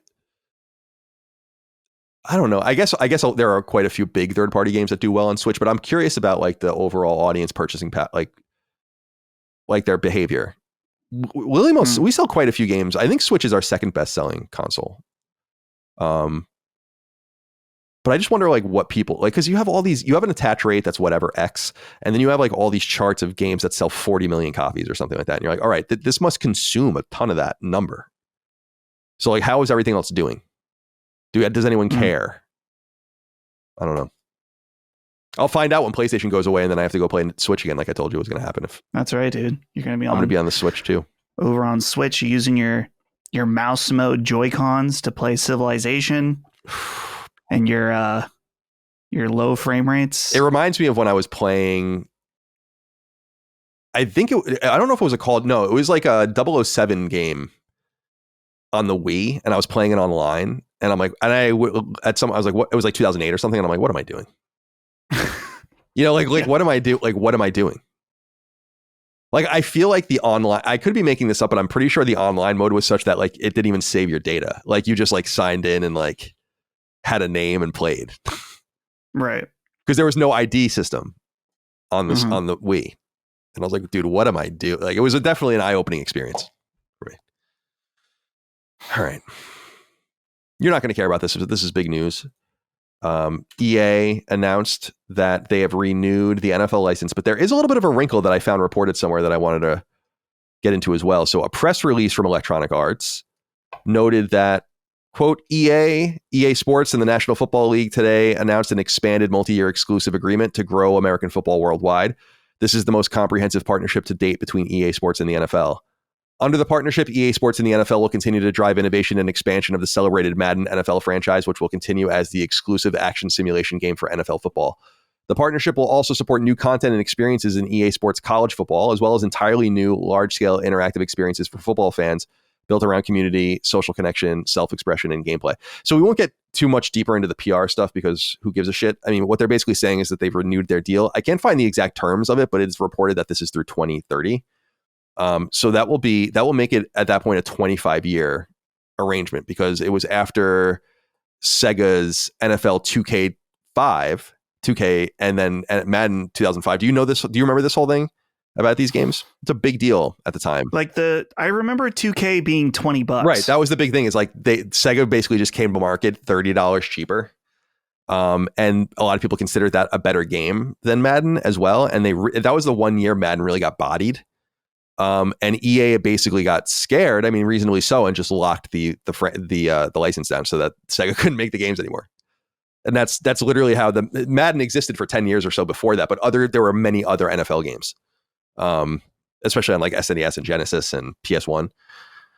So like Sony even did their own NFL game for a while through 989 Studios, which was one of the questions from the Sacred League. But there is a snag here. Sports Business Journal writes, quote, EA Sports and the NFL are extending their exclusive licensing deal for console and PC video games, along with expanding their work content and experiences such as the Madden cast and for EA Sports College Football. It's a multi-year extension, though an NFL spokesperson wouldn't comment on the financials involved. NFL EVP CRO Rennie Anderson said the deal lasts through the 2030 season. So there we go. No outside agencies played a role in the agreement. But SBJ has learned that this deal is between the league and EA Sports, as the NFLPA and EA Sports have their own separate deal for name, image, and likeness rights and other details for Madden NFL. Sources said the NFLPA and EA Sports are still far apart on a deal to extend their relationship beyond February 2027, and that the union is evaluating the impact of EA's leveraged buyout by Silver Lake Affinity Partners and the Saudi Arabian PIF under its existing contract. Major contracts such as this typically include change and control provisions. Notably, the NFLPA did not do a license with EA Sports to include pro players in College Football 26 as it did last year. Without a union extension, the game would lose its real-life player identity starting in 2027. Very interesting. I'm surprised that this isn't being circulated more. What they're basically saying is that the NFLPA is privy to this deal, and they're like, raise the price. Like, everyone seems to be doing pretty well. We're locked into this deal. We have a provision in the contract that says if the ownership changes, we get a new deal, and Madden is worthless without the players. You could have the teams. There are old sports games in the NES and SNES era where you had the teams, but not the players. There were some where you had the players, but not the teams. Locking them together is really, really important. So I know you probably don't have anything to say about this, but I had to put it on the record that that's Madden. They might have a potential problem beginning with, I guess, Madden 28 if they don't get this locked down. So in that situation, then they would just have to make the game. They could use the teams, but they would have like Glup Shido as the quarterback of what they would do is what college football used to do, and other sports, like other pro sports games without the Players Association license would do, which would that the numbers would be the same. They can't they can't really do anything about that. So like, if your favorite player is Billy Billies. And he's number 3 on the Colts. And it's like the number 3 will be that guy. And like he'll have his like, he won't probably look very much like him, but he'll be like a generic whatever guy, and then he'll have all of his stats and all of his so they would do that to keep the realism. But yeah, no, and that's what college football was like because of the lack of NIL stuff. But it would be a huge. I mean, it wouldn't be possible to do the game, I don't think, without everyone on board. And it's funny that this is exactly what I was saying about the deal with the Saudis at all. It's like, why are you selling now? You're like renewing all of these deals. You just launched Battlefield. Everything is going really well. Like, why are you cashing out? I feel like you could get more if you just waited. But it seems like some people are going to hold them to the fire now, including the NFLPA, which is a very savvy organization. So, yeah, just wanted to throw that out there. Madden continues to crush. College football continues to crush, of course. This is just a few business things I wanted to get into, and then we can get into what we're playing. We reported a couple weeks ago, I want to say, about maybe it was last week, I don't really remember, but about the exit of Mark Alexis Cote from Ubisoft, who was there for a long time and basically in charge of shepherding Assassin's Creed and a couple of other things. He wrote a note on LinkedIn that's interesting because it conflicts with what Ubisoft had said about his exit, and they basically had said about Mark Alexis's exit from Ubisoft that it was voluntary, but he's saying that it wasn't. And he wrote last week, quote, "The past 24 hours have been deeply emotional. Reading all your public and private messages has reminded me of so many moments, people, and shared dreams from the past 2 decades. I've been archiving all of them, something to revisit one day when I am old, smiling at what we built together. From the messages of colleagues, friends, and fans, a recurring theme has emerged that I feel I need to clarify. Many of you have expressed surprise that I would choose to leave Assassin's Creed after so many years, especially given the passion I still hold for it. The truth is simple. I did not make that choice. Ubisoft decided to transfer the leadership of the Assassin's Creed franchise to someone closer to its new organizational structure. A different position was mentioned, but it did not carry the same scope, mandate, or continuity with the work I had been entrusted with in recent years. I want to be clear that I hold no resentment. Ubisoft has been my home for all my professional life, and I will always be grateful for the people, the projects, and the belief that together we could create worlds that inspire millions. But I also owe it to my teams, past and present, to say this plainly. I did not walk away. I stayed at my post until Ubisoft asked me to step aside." What do you make of that? I have no love for the Assassin's Creed franchise. Obviously, there's going to be a major upheaval at Ubisoft with everything that's going on in their reorganization. They laid people off at Red Links as well recently, which is the Trial studio, and they're laying people off at Massive, which is the Division studio. So they're starting to contract as they right size because there's just way too many people working there. Anyway, but what's with the shadiness? Right. That's what it comes down to me is like, why would they just be like, why don't they just say the truth? I mean, I guess the truth would make them, you would think that maybe their mindset is like, okay, if we say that we are letting this guy go, then that makes us look bad. But wouldn't, like, surely they would know that's like, oh, well, he can just come out and say that he didn't choose to leave. Like, what, in what reality would they think they would get away with that? Yeah, maybe it doesn't make any sense. Maybe I mean, I don't want to say it's a miscommunication, but it's like maybe there was something to like you chose to leave without really clarifying the full story, is that he chose to leave because you basically demoted him. Right. Which is what most people do in those situations. Because he does say here a different position was mentioned, but it didn't carry the same scope, mandate, or continuity with the work or whatever. So it could have been possible that Ubisoft was like, listen, this is what we're doing. This will be your new job. Even though it's, demotion or not the same. And he was like, nah, I'm not doing that. So I guess you could argue from their perspective, he is choosing to not accept the new position, thus choosing to leave. Yeah. I mean, it's just so I guess it's just PR speak, depending on how you want to look at it. He is a fairly important person, though. I was looking on Moby Games for Assassin's Creed Shadows, which came out earlier this year. He's listed as Assassin's Creed franchise vice president and executive producer. So they did entrust him with a lot. And Shadows, I think Shadows was a botched operation from a thematic standpoint. I mean, well, not, just the way they executed the thematic standpoint, but it seemed to have done well.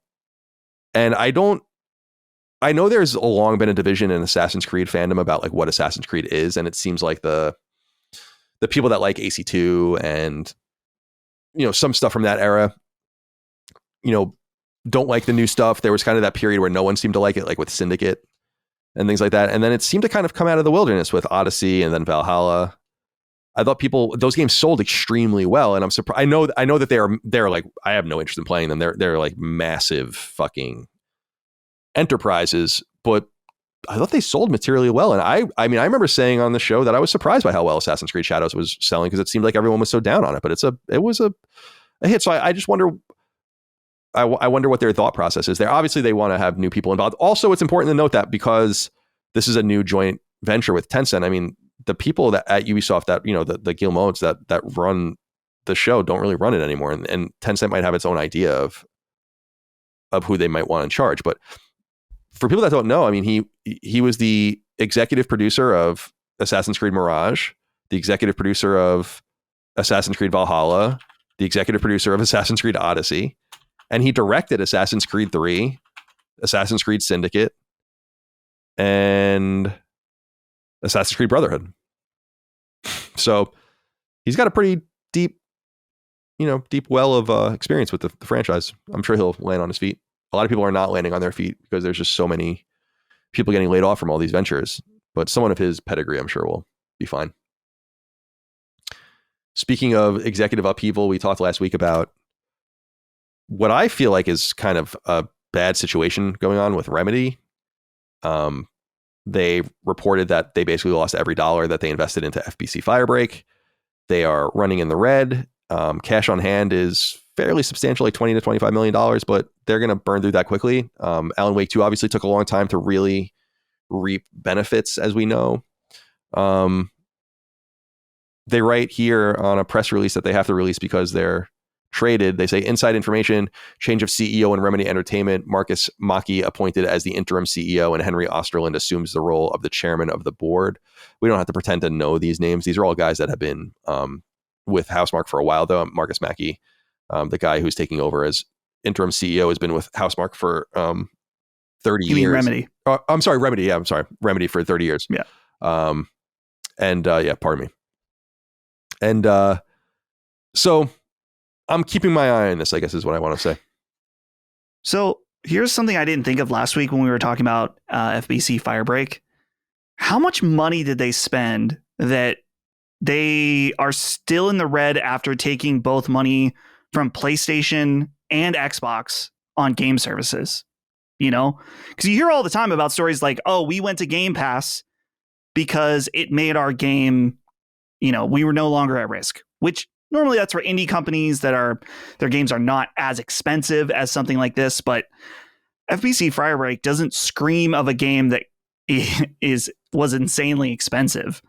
I'm not saying it was cheap, but when I looked at the Steam reviews last week, people were talking about how content light it is. So maybe they fucked around for a long time trying to figure out how to make it work, blew through a bunch of money. The game comes out. It's not very good. It's content light.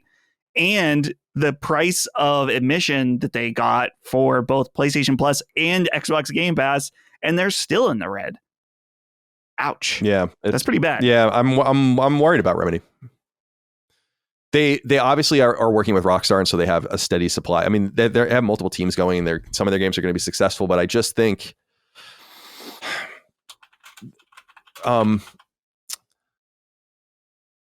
I don't understand why they wanted to invest in that game and like what they were thinking they were going to do. Control and Alan Wake are not that popular. To make like a spin-off of that universe in a multiplayer realm, it's like it's not going to work. No. I could have told them that. What a waste. And you have to wonder if people that are working on it even know that the shit's going into the void, because it's not even like delusion. It's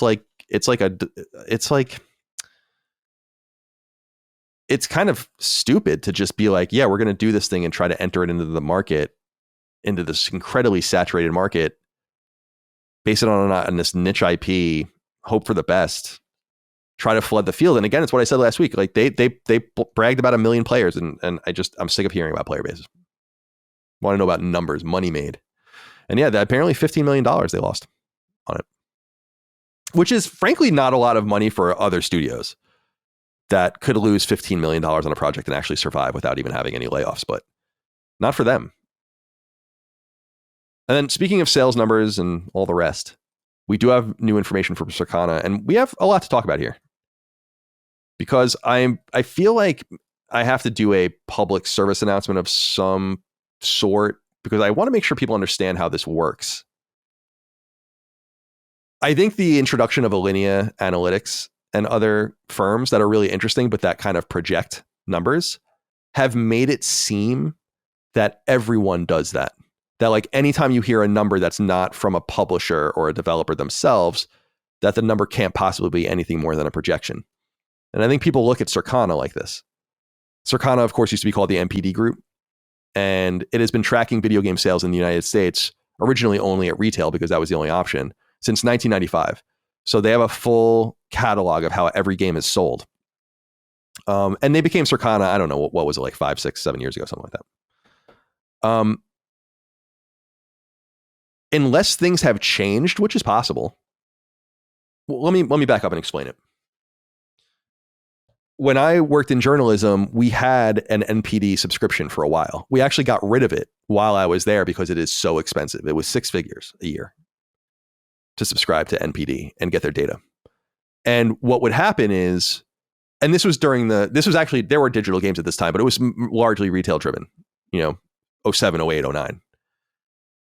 Every month we would get a massive Excel sheet, and it would be every game to the absolute literal unit that sold that month at retail in the United States. And in fact, one of our favorite things to do was to scroll to the very bottom because random shit would pop up, like an SNES game or like a 32X game, like something that like someone found in the back room of some store and sold it, and scanned it. And it went, whatever, like they very similar to, I guess, Nielsen, like they have, I don't know exactly how the numbers are reported. I think it used to be reported through the retailers, and now I think the publishers self-report. And when it was still called the MPD Group, a major problem started to erupt. And I don't know if you remember this, because the numbers started to become incredibly unreliable because they were not counting digital games. And so the numbers were right as far as like retail, but they were becoming increasingly irrelevant because it's like, well, who gives a shit? Is this 60% of sales, 80% of sales? And eventually they overcame this to track digital sales too. Now, my presumption, not being on the inside, is that the numbers are therefore garnered from some combination of retail partners and the publishers themselves. And we know this because Nintendo does not participate. Famously, when you look at Circana numbers like the top 20, you'll always see the little carrot icon at the bottom and the carrot icon next to all their Nintendo published games. And it's because they don't report digital sales. So literally there's no insight still, as if it's the old days, and that's why when Nintendo announces these numbers, it's like, holy shit, because no one really we know the game was big, but not that big because they're kind of keeping it for their own marketing beats and all the rest.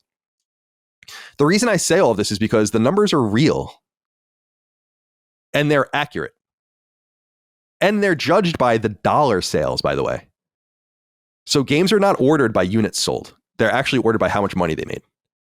So if you have like special editions and like the $100 version and the early access and all it's all in there. That's why you see games like Madden and college football as individual games. And then you see the kickoff pack, which is both of them together. Like it's all counted separately.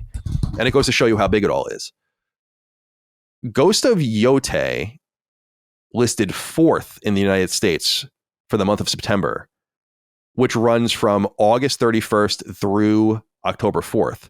So it was counted for 3 days. And in that 3-day period, it managed to be at number 4 in the United States. And in the year-to-date charts, it is number 18 already after 3 days. I was talking, so Reese Elliott is going to be on the next episode of Sacred Symbols Plus. I probably should have said that earlier in the show, and it was a great episode. And we talk about Ghost of Yotei, and I don't know if it was on the show or off the show, but we were talking about it, and I'm like, my gut feeling is like 2.5 million units. And he's like, really? That's like, he's like, that's exactly what we think. And he actually published that piece today from their blog. At 2.5 million units sold of a first-party game that's at least $70, because there is an $80 edition of the game as well, but we won't even include that. If you assume that Alinea is right, and based on their numbers and where it tracks on Circana, I think that they're in the realm. That was where my gut was. And it's not 2.5 million, by the way, in the United States. You're trying to glean information by how it performed here for a global audience. So we're saying 2.5 million globally. You're looking at $175 million in revenue. If what Nate Fox was saying was true, that the game had a similar budget to Ghost of Tsushima, and let's even say that it's 1.5x that budget, they've already made $50 million in profit. I'm not saying that that's a lot of money, because as we say, the money's in the actions in games as a service. You're going to extract 50, 100, 200, $300 million out of your biggest games when you're releasing single player games. But the level of skepticism about this is strange to me, because I'm not saying that Sony's happy with it. I'm not saying that Alinia's numbers are accurate. What I'm saying is that Ghost of Yotei in 3 days sold more copies than Doom the Dark Ages has sold in 5 months on 3 platforms. So let's not, and I'm not shitting on Doom the Dark Ages. I platinumed Doom the Dark Ages. I really love that game. What I'm saying is, let's not understate the success of Ghost of Yotei. It seems to have done pretty well. Circana says it's in line with how Ghost of Tsushima sold. That's also the reporting out of Europe. The PS4 was far more installed when Ghost of Tsushima came out. People might remember Ghost of Tsushima was the last consequential PS4 exclusive. So I guess what I'm saying, I'm going on and on, Dustin, but I just wanted to say, if you're skeptical of the reporting of these numbers, then you're skeptical of the very numbers that the industry itself uses to try to figure out what everyone else is doing. And Subscribe, and at least in my experience, I don't know if it's different now, I don't think it is, pay enormous amounts of money for it. And by the way, the reason the numbers are never public is because you're not allowed to share them. And I don't know if you know this, the word back in the day was that they would often, when they suspected that people were leaking, and they were trying to figure out who it was, that they would give different numbers for certain people and try to track who was sharing shit. Because back when NeoGAF was the place to be, I don't know if you remember, shit would get posted there. And then you remember people would post and be they couldn't say the number because they didn't want to give it away. They would be it's more than this, but less than this. And it would be almost like a puzzle. This publisher announced this game sales. This is this game. This publisher announced this game sales. This is this game. This source says that it's between this and this. That's that game. Therefore, we can figure out that this game was probably in this range. It was fun. No one even sees the magic in that anymore. They just assume that everyone's lying. So I just wanted to throw that out there. It's not unless things have changed again since I was familiar with the MPD group and had access to that shit. They're accurate numbers to the digit, garnered from official sources, to, like I said, would literally scrape Dreamcast games when they were sold. And they have all of the data. You can have all of the access to all of it if you're a subscriber. So anyway, I'm sorry, I'm going on and on, but it just bothered the fuck out of me. Right. Well, and this has to do with the Ghost of Yotei. Can we call it a boycott? Is it still a boycott? I guess it's still a boycott, even if it wasn't very successful, right? People will make up or go with whatever angle they can find to try to make I don't want to call it truth, the reality they want to see be their truth. And I mean, you remember back early days PlayStation 5, I remember seeing this sentiment all the time, not from anybody worth listening to, but the sentiment of oh, well, those PS5 sales, those are all just sitting in some scalper's garage. Yeah, it's nonsense. It's shut up. No. It doesn't even make any sense when you think about it. So a scalper bought them and then is sitting on them until they're less valuable. Yeah. Scalpers are moving things. I'm not trying to be an asshole, but I'm just so surprised how stupid some people are. It's what are you talking about? Not everything is a conspiracy. And they'll throw things out oh, Assassin's Creed Shadows was disappointing and Star Wars Outlaws was disappointing. It's they're disappointed to those publishers. It didn't mean that those games didn't sell millions of copies. They did. It's all about expectations. If you don't understand that in a 3-day period, a game appearing at number 18 when it is on one console is an impressive feat in the biggest gaming market in the world, come on, man. It's just kind of. And I'll say this too, and we can talk about Yotei later, but it's what is woke about? I'm still trying to figure out what's woke about Ghost of Yotei. Woman. I've seen this. Woman bad. I've seen this tweeted at me, girl boss. It's it is I'm like 30 something hours into it. I don't understand how it's a girl ball because it's a woman protagonist. Like, what are we even talking about? It's like, oh, she's unattractive. She really isn't, but it's also not about that. And the game, and she's a lesbian. I don't think the game brings up her sexuality at all. I think some people hit on her and shit. It's just like a bunch of bullshit from people that don't play games and specifically haven't played this game. Like the way that they talk about it, it's like you just haven't played it. And then they'll say like Sony would scream from the mountaintops if it sold well. And I'm like, not this Sony. Didn't they not announce Helldivers numbers for like months? Like everyone knew it was killing, but I think it was actually in like they waited for like their next report, like their quarterly. And it might even been two quarterlies until we got like full numbers. Because I think didn't they announce like something like 10? It was like 10 million when they announced it. Yeah. Like they're not there. My opinion is that it's obvious that they're not the same company as when they announced Ghost of Tsushima sold 2.4 million copies in a week or whatever they announced in 2020. It's like, that's a different Sony. They don't talk to anyone. They don't say anything. I don't know. Yeah, it's copium. It's sad, dude. Like I released a Ghost of Yotei video and there wasn't like an overwhelming, but there's just some comments with people that are like parroting the like, oh, I'm woke stuff. I'm non-binary. Like, I don't know if you've seen that. Yeah, like it's so lame. Oh, so now, okay, Colin, let's play. You mentioned this earlier, so I'm going to bring it back up. Some devil's advocate. You talked about the numbers being right. What about Helldivers? You mean like Circana? Yeah. So this is because we touched on that. And right. I was curious about what the follow-up was because I remember we speculated it was wrong. Right. So what Dustin is referencing is that last month's Circana numbers they break it. They have Circana releases this, and this is public data. Again, their private data, I'm sure, is more robust. I don't subscribe to it. I haven't seen like NPD data with my own eyes in 15 years.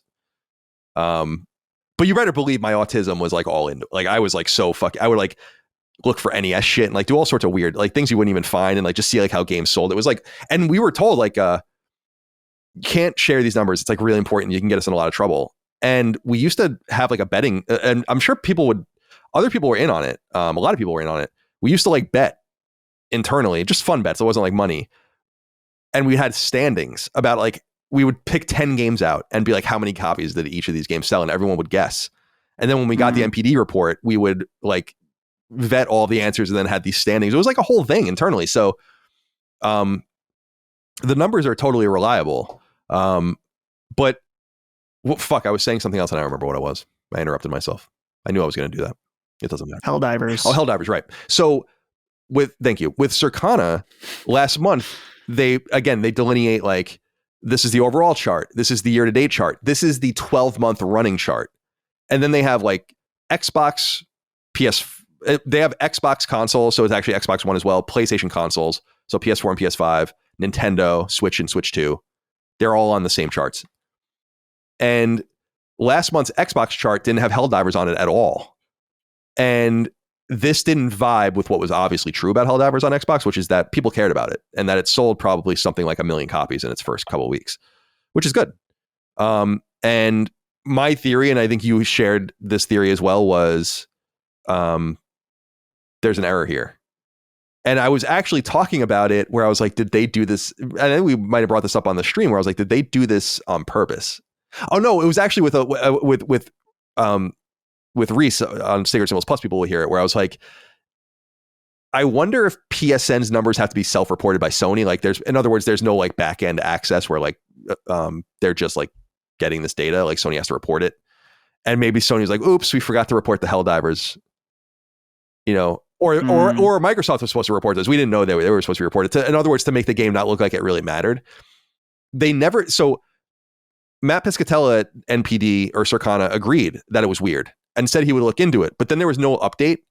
But then when they posted these, he did update saying that the game was number 3 last month on Xbox and is now number 4 in games sold. So Helldivers 2 is doing well over there. And I think Reese and I got into that pretty deep, just as far as like what that means. And I don't know that it means too much, because I was saying if Alinia's numbers are true about how many copies it's sold on Xbox, Sony has made something like $48.5 million net. Or actually, I'm sorry, gross. And I'm like, that's a lot of money, but I'm like, do you really like want to get little bits and bobs like this at a time and legitimize your dying competitor? I just feel like so I think games as a service are still in play. Obviously Marathon's being tested right now on Xbox, but yeah, that's copies sold, right? Because wasn't there a thing that like Helldivers has made more money from its battle passes than they say that now that it does, but I don't think that's possible overall. Because that would suggest that it would be the average person, or the mean is like more than $40 per player. Right. In addition, there's just no way. Yeah, that doesn't make sense. But I think what they were saying, and I think you're right, is that like it's settled into a rhythm where we are making more money now, or from their perspective, we are making more money now from battle passes and from whatever they call them, war bonds, than from people buying the game.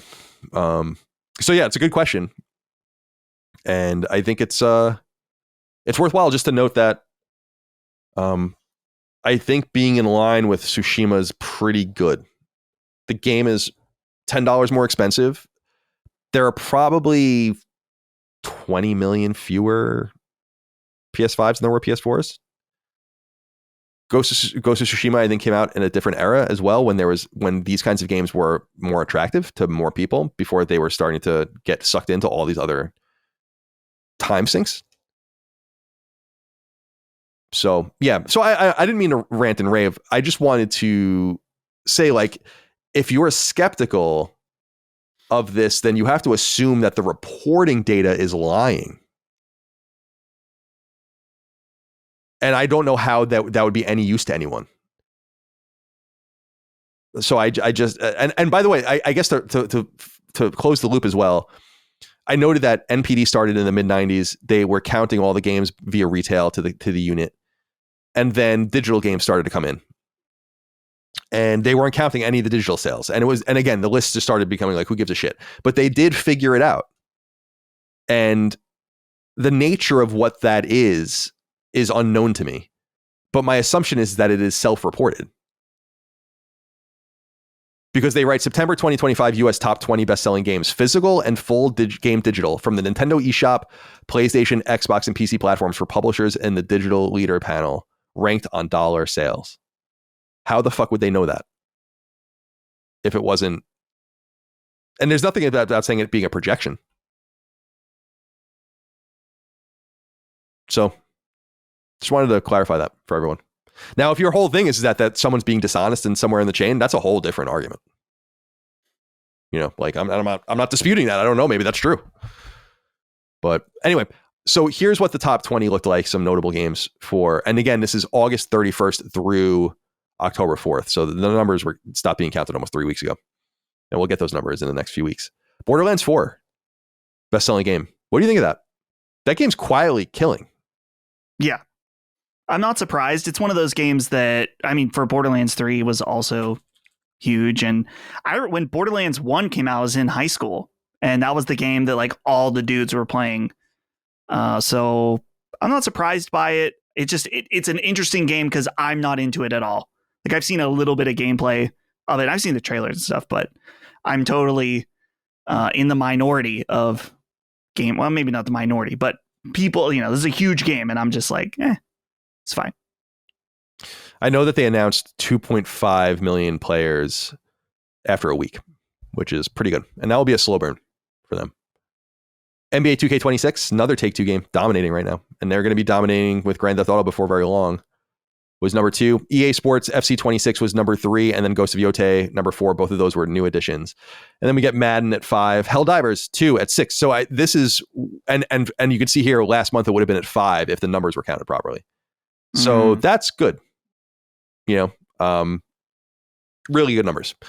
Silent Hill F 7. So I'm sure Konami's happy with that. That's awesome. Yeah. That's actually kind of shocking to me that it's ranked that high, but I'm super pleased because it's an awesome game. Sonic Racing Crossworlds is at 8. Now, this is where the old NPD game would come in. They announced that Sonic Racing Crossworlds is at 1 million units. So you can see where, and that's worldwide, but you're just trying to garner information and assuming things are kind of static. be a little bit different in Europe, a little bit different in Latin America, and so on and so forth. But generally speaking, and so you see it at $1 million at 8, and you can kind of go up and down now and say like, okay, like right. And there is an element that I bet you there's a lot of digital Switch sales for Sonic Racing. oh yeah, sure, that's true. And I was happy to see this Tactics at 9, Mm-hmm. and that's again based on dollar sales, not units. So pretty impressive because that's a $40 game. Snake Eater, Yeah. holding on at 10. You have to assume, I don't know, did they announce Snake Eater data? Snake Eater remake sales. 1 million copies in its first 24 hours. I mean, again, so it's not super surprising about how a game like Ghost of Yotei might be doing.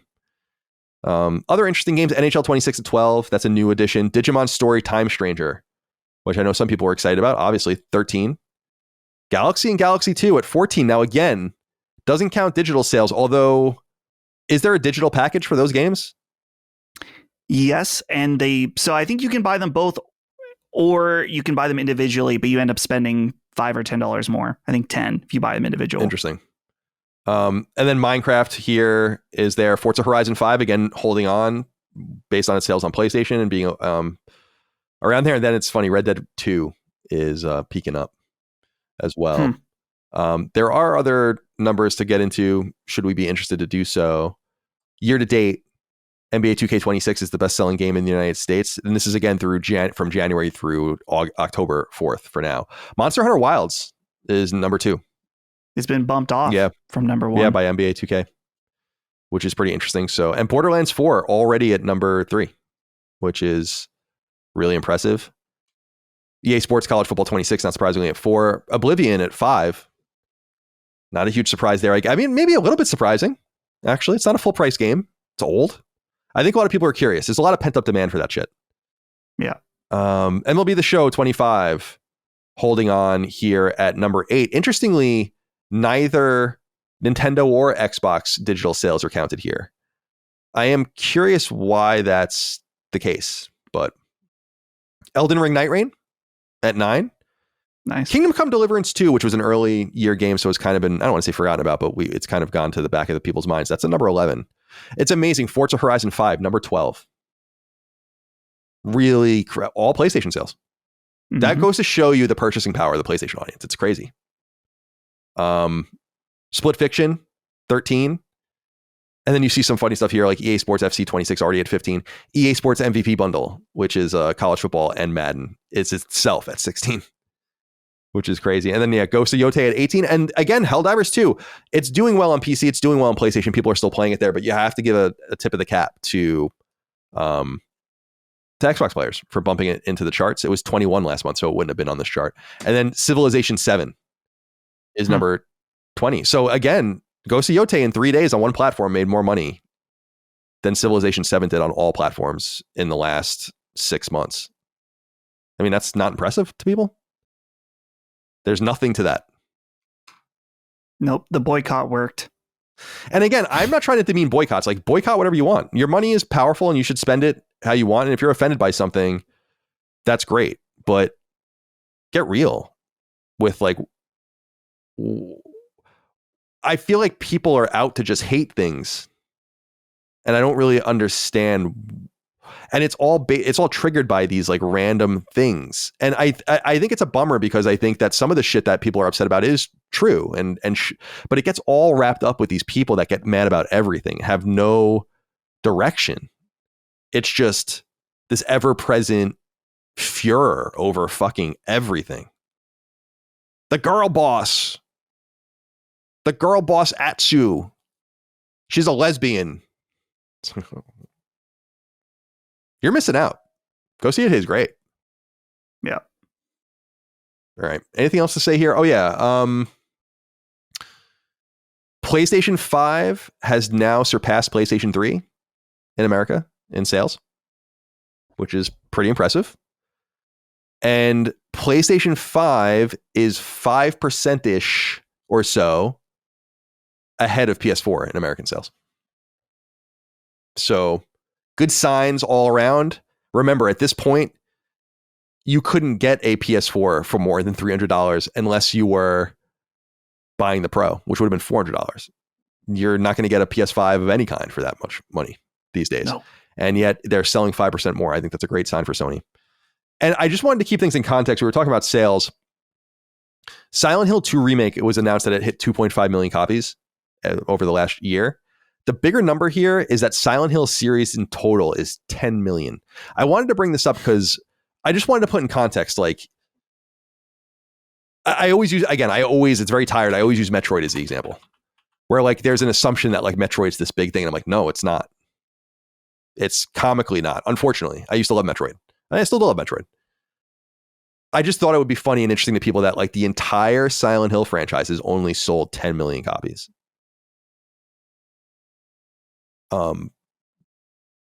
We're small fries in this space and becoming smaller by the day.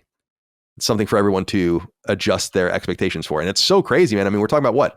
Silent Hill 1, 2, 3, 4. Some of the spin-offs like the Vita game. I assume digital sales of like PS1 classics, and it's so great. I mean, there are, I mean, again, if Alinia's numbers for Yotei are right, 2.5 million is what Yotei sold in a couple of days, in a few days. And by the way, doesn't that put Final Fantasy 16's numbers in the context? Yeah. 3 million in a few days on a console with what, a 30 something million install base at the time? 40 million install base. What a joke. That story will always bother the fuck out of me. Square Enix undercutting their own game. I think they did a lot of damage to the image of the game. Yeah. Gene always brings this up, but this is just quick Wikipedia search. Luigi's Mansion 3 for the Switch. So what many would consider not a B tier in quality, but in terms of its relevance on Switch, B tier, or maybe even C tier, has sold 14.25 million copies. Luigi's Mansion 3 has sold out the entirety of the Silent Hill franchise. Fucking nuts. It's so funny. Like I love that kind of shit. I would love to see that. They probably do announce them like Nihon Falcom, like the lifetime numbers of Ys or here Trails. It would be interesting to see. You're probably in like the sub 10 million for both, and that's crazy because there's so many games. But you can make good money and survive. Yeah. It's all about expectations. Is there anything else you want to say before we move on from this topic? This is our last news item. Other than, I'm just happy to see Silent Hill 2 selling well. To me, I'm thinking a lot about Silent Hill 2 remake recently. I've been wanting to play it. I don't have time to play it right now. I think on the night of Halloween, I'm going to boot it up. Maybe just play the beginning just to get the feel. Because it's just so good. And the expectations were so low. And I think about it all the time. It's like surprising. It's aged so well in my mind, even though when I played it, I had some complaints about how repetitive and some of the enemy encounters could get a little annoying. But as a whole, it was just such a awesome game. So I'm happy that it sold decently well. I guess the last data to share, there is a little bit more if people are interested, is just PlayStation's numbers themselves. So top 10 best-selling games on PlayStation platforms, PS4 and PS5, ranked on dollar sales from August 31st through October 4th. NBA 2K26 was 1, Ghost of Yotei 2, Borderlands 4 3, EA Sports FC 26 4. That's really interesting, by the way, that Ghost of Yotei sold more than Borderlands. But not by much, it looks like. Madden NFL 26, and again, on a platform-by-platform basis. Silent Hill F 6. Snake Eater holding on at 7. College Football at 8. Sonic Racing Cross Worlds at 9. And NHL 26 coming in at 10 as the hockey season begins. And just to put a finer point on it, Helldivers 2, as you see here, or you probably don't think I'm scrolling through these other things. I forget we're not looking at the same thing. Ranked 4th on Xbox. I think interesting data too is that PC sales, Helldivers is 6. And it was 5 last month. So that game is just selling steady, I would assume, couple 100,000 a month or something at this point, or more, just on PC. Pretty nice. Not bad. Let's get into what we're playing. I'm still playing Ghost of Yotei. I mean, I don't know how much more I can really say about it. I don't want to spoil it too much. I am approaching 40 hours, I would say, into it.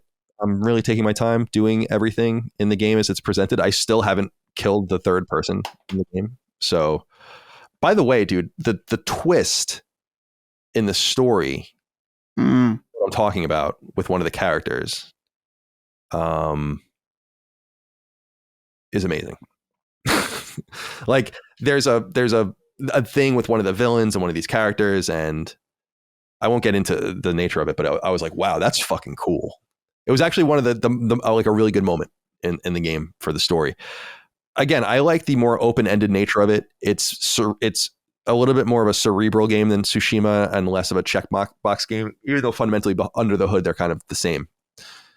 The combat is really a step up and really fun and quite dynamic. I don't think it's particularly difficult. I'm playing on normal, so it's like I've seen people playing on the hardest difficulty, and like some of the optional bounties and stuff are supposed to be like really difficult.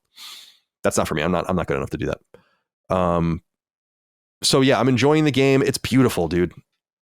There are so many shots and vistas, and it seems like they designed the map with it in mind, almost like to always give you something to look at.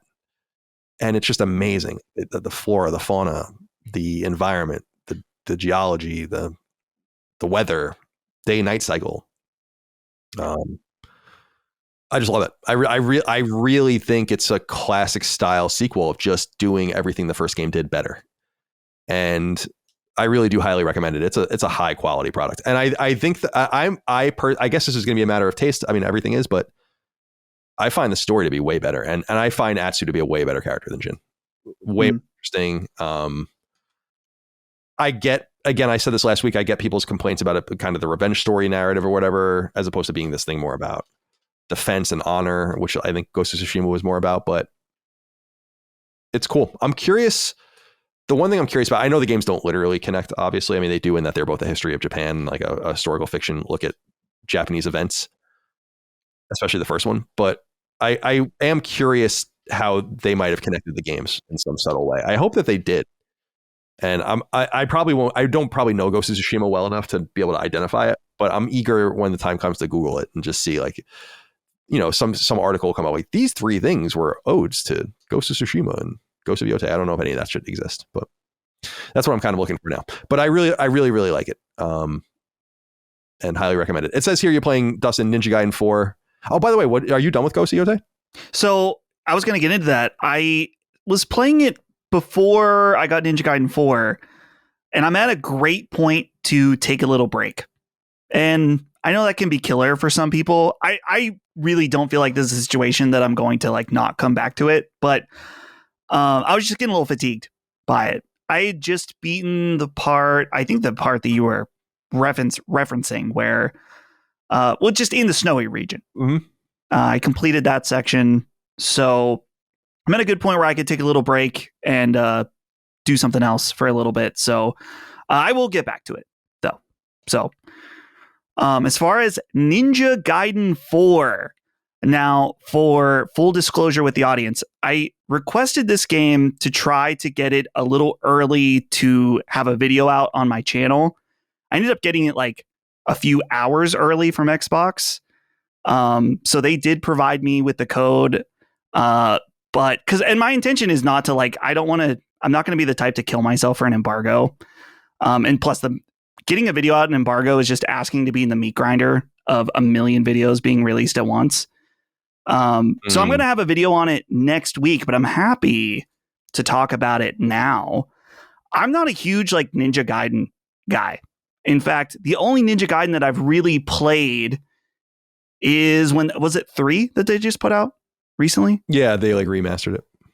I played a decent amount of that, but I fell off and I went to something else. It was fine. But what made me interested in Ninja Gaiden 4 was Platinum Games involvement. Platinum Games, there's so many of their games that I absolutely love. Most importantly, Nier Automata, which was in collaboration with Square Enix. All 3 Bayonetta games, Bayonetta 2 in particular, excellent. And Platinum Games kind of in a weird spot where a lot of their main leadership has left. And I think there's kind of a big question mark about the future of Platinum Games. And overall, man, the combat in this game is fucking awesome. It is so clearly to me feels like a Platinum game. And I was like, man, I miss this. Like I missed how fluid and how crazy, like you have like dual katanas and you're like chopping people up, cutting up people's heads, and it's doing like crazy camera angles and stuff like that. It is over the top in all the right platinum ways. And I'm just, from that perspective, like, man, every time I sit down to play this game, the combat is what I'm enjoying the most. The thing that I'm noticing so far is that it's very, very linear, which is, I think, normal for Ninja Gaiden, like the 3D Ninja Gaiden games. But this almost feels like going from corridor to corridor over and over again just to get to the next bunch of enemies that you fight. They do add some interesting, it's not even really platforming. Like there's parts where it's like, oh, use your zipline thing to here, run on a wall, zipline to this thing. But there's no like creativity in how you do it. It's just like, this is the sequence of events you got to go through to try to change it up. So the levels are so far kind of boring. And the story, like, I have no clue what's going on in the story at all. I know that they introduced this new character who's kind of edgy, kind of reminds me of Devil May Cry when they introduced the character that's not Dante. What's his name? I don't remember. Oh, Virgil. Virgil. Right. It reminds me of when they introduced Virgil. And then I think eventually you do play as the other guy, the Ninja Gaiden. What's his name? Ryu Hayabusa. Yeah. He has not really been in the game. I don't know, honestly, as what his status is, but the main takeaway, that just to tell people, is like Platinum. I don't want to say Platinum is back, but this, if you love Platinum games or have loved Platinum games in the past, this is one you're absolutely going to want to check out. There's like all these different moves that you can get and not upgrade, but unlock new moves. So your moveset is constantly changing. I've unlocked a second weapon, and it plays almost exactly like the first weapon. It's like almost like a spear, which when you use your power moves turns into a drill. So that's can be pretty cool. You like do this move where you jump up in the air and then do like this drill down on enemies. But it plays almost the same as the katana. So I'm assuming there's other weapons in the game. I'm curious if those are going to be a little more different like they were in the last Ninja Gaiden game I played. It feels a little, I don't want to say budget. Like the combat is all super high quality, as I've been saying over and over. It probably is a little budget. It's definitely a little budget in that there are cutscenes, but they are kind of few and far in between. And most of the dialogue is done on your radio as you're playing. It's like you're talking to the different characters at HQ. So, and I think the level design too makes it feel a little bit budget. But yeah, I am having a good time with it so far. I don't think it's terribly long. I think it's like 12 to 15 hours. I'm playing on normal. This game has like an inconsistent difficulty to it, but nothing that's bothering me too much. I had not a really tough time, but the first boss took me, I don't know, somewhere between 7 and 10 tries. And then I got it. And every boss after that, I have beaten in one try. So, and there's been a few parts where you need to like clear all these enemies in order to progress. And they just keep dumping more and more enemies. I'm like, what the hell? This is like totally like way more difficult than the other sections I just played. So it's a little scattered in that way. It's not perfect, but I'm having a great time with it overall. And it makes me feel happy to see I was thinking about Platinum in their, was it Babylon's Fall? Yeah, they're so up and down. Babylon's Fall. That's right. Yeah, they're so up and down. So that was them chasing. I mean, it's the same thing that happened with FBC Firebreak. It's the same situation. Like, just make what you make. There's no shame in making what you make. You're not a publisher. You don't need to diversify like that. Yeah. I think I have a physical copy of Babylon's Fall that I was able to get for $5. I think I played it one time before it shut down, and it was not great. Yeah, look, they tried. You know, it just looked generic. So generic. It's like, who gives a shit about this? Yeah. The other game that I have been playing is Ball Pit or Ball X Pit. I think it's just Ball Pit, but I'm not. Yeah, positive. I think I saw the developer, I think, say that it's just Ball Pit. Yeah, it's just Ball Pit. I don't know why you would like what the X is supposed to be, but yeah. Okay. I just saw a thing on Twitter. let's see, Devolver. They announced their sales number, if I spell it right.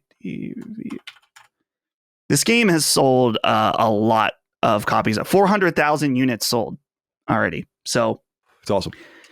A lot of people have compared this game to Vampire Survivors, and I think that's kind of true in that it's the type of game that has that insane dopamine hit where it's like you're shooting all these balls. If you haven't seen the game, you are in a lane and there are enemies slowly creeping down and your character is shooting out different balls. And so there's like little like blank baby balls that don't have any kind of abilities.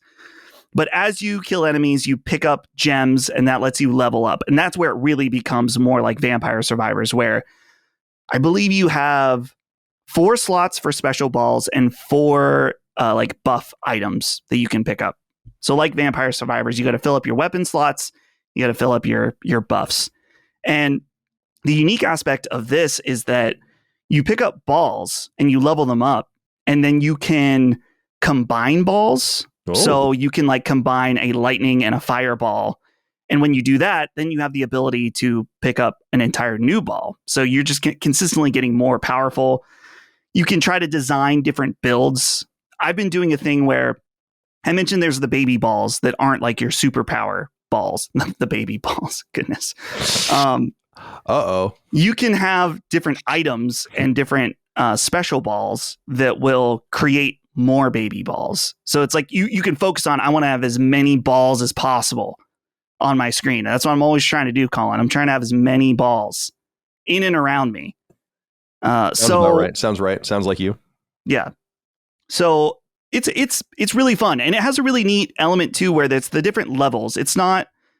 I mean, I guess it is like Vampire Survivors in that way, that it has different set levels that have an end boss, but they don't like infinitely go on after you beat the boss. Like there's a set ending and a main boss at the end. In between each round, you're like building a little town that gives your character different buffs and different resources. And that's a way you unlock new characters, is that you have to build them a little house in your town.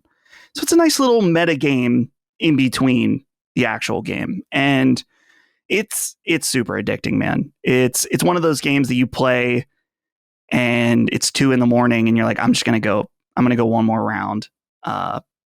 Just because seeing the numbers fill up, seeing what kind of builds you can make. As a fan of Vampire Survivors, you'll probably really like it. Yeah, I'm going to, I mean, again, I bought it. It's just sitting there. It's funny, man, because I guess I don't know why I didn't put it in there. I've been playing Mega Man Battle Network as well. But I've been playing that on Portal. And I think now I'm just going to segue over to Power Wash Simulator 2 on Portal. I mean, it's a perfect Portal game. So I saw Ben's review. He 100%ed it before it came out, and he said it was awesome. He's a beast. I mean, he's the first person I knew that loved it. Yeah. That like really loved Power Wash Simulator. And I'm pretty sure he platinumed both the PS4 and the PS5 version, which is pretty hardcore, because it's not that it's hard per se. There are actually a few hard trophies. This trophy list is supposed to be easier on the sequel, but it's just time consuming. You got to just sit there and do it. Like do all this shit. It's a lot. Okay. Very well. Well, I'm going to get to some new games next week, for next week, and we'll talk about those at the time. And of course, we'll have Chris back as well. Now, we have 6 questions, comments, concerns, thoughts, and ideas from the audience to end our show, as we always do.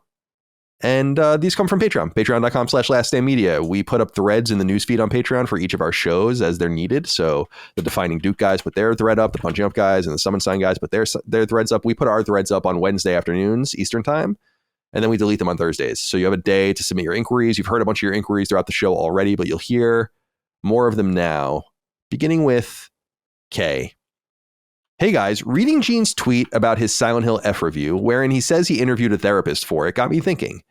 My literary analysis skills are pretty damn basic, and I'm okay with that.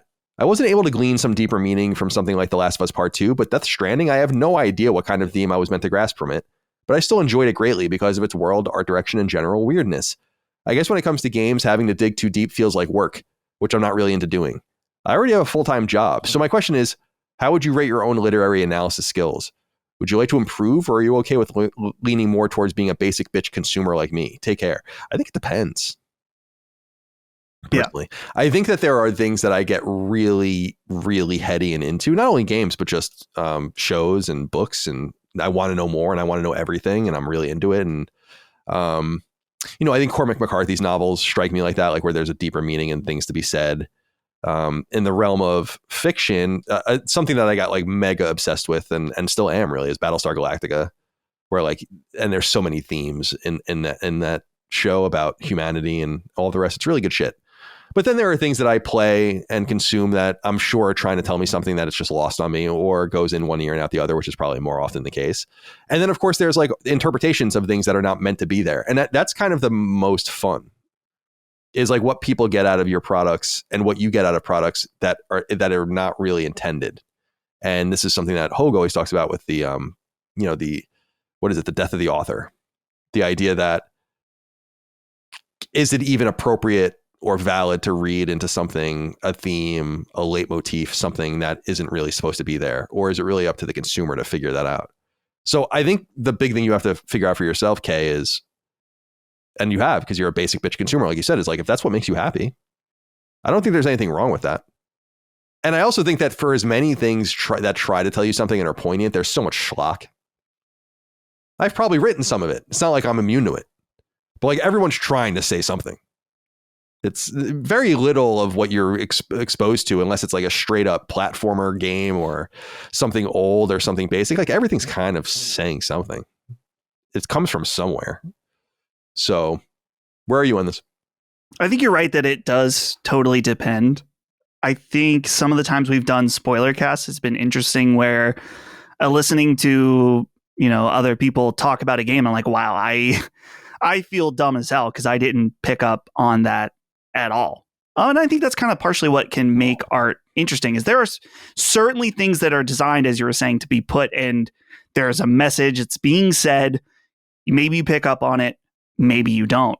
But it can be interesting when people interpret it in different ways. And I think that's what makes discussing video games, or really any kind of artistic thing in general. I feel like like I said, sometimes I'm totally oblivious. Sometimes I feel like I'm looking for it a little too much. In my film class in high school, this is going to sound extra dorky and nerdy, we learned about something called mise en scène, which is, I think, a reference to that French director that the movie Hugo is about, actually. But the idea is that everything in a scene is there for a reason, and it contributes to the overall storytelling. So you see this in movies all the time, where it's like, this guy is on top of the world and we're going to angle the camera more up towards him, or stuff like that. Like the way someone dresses is, or the colors of their clothes. And people can, get totally lost in the sauce on this stuff.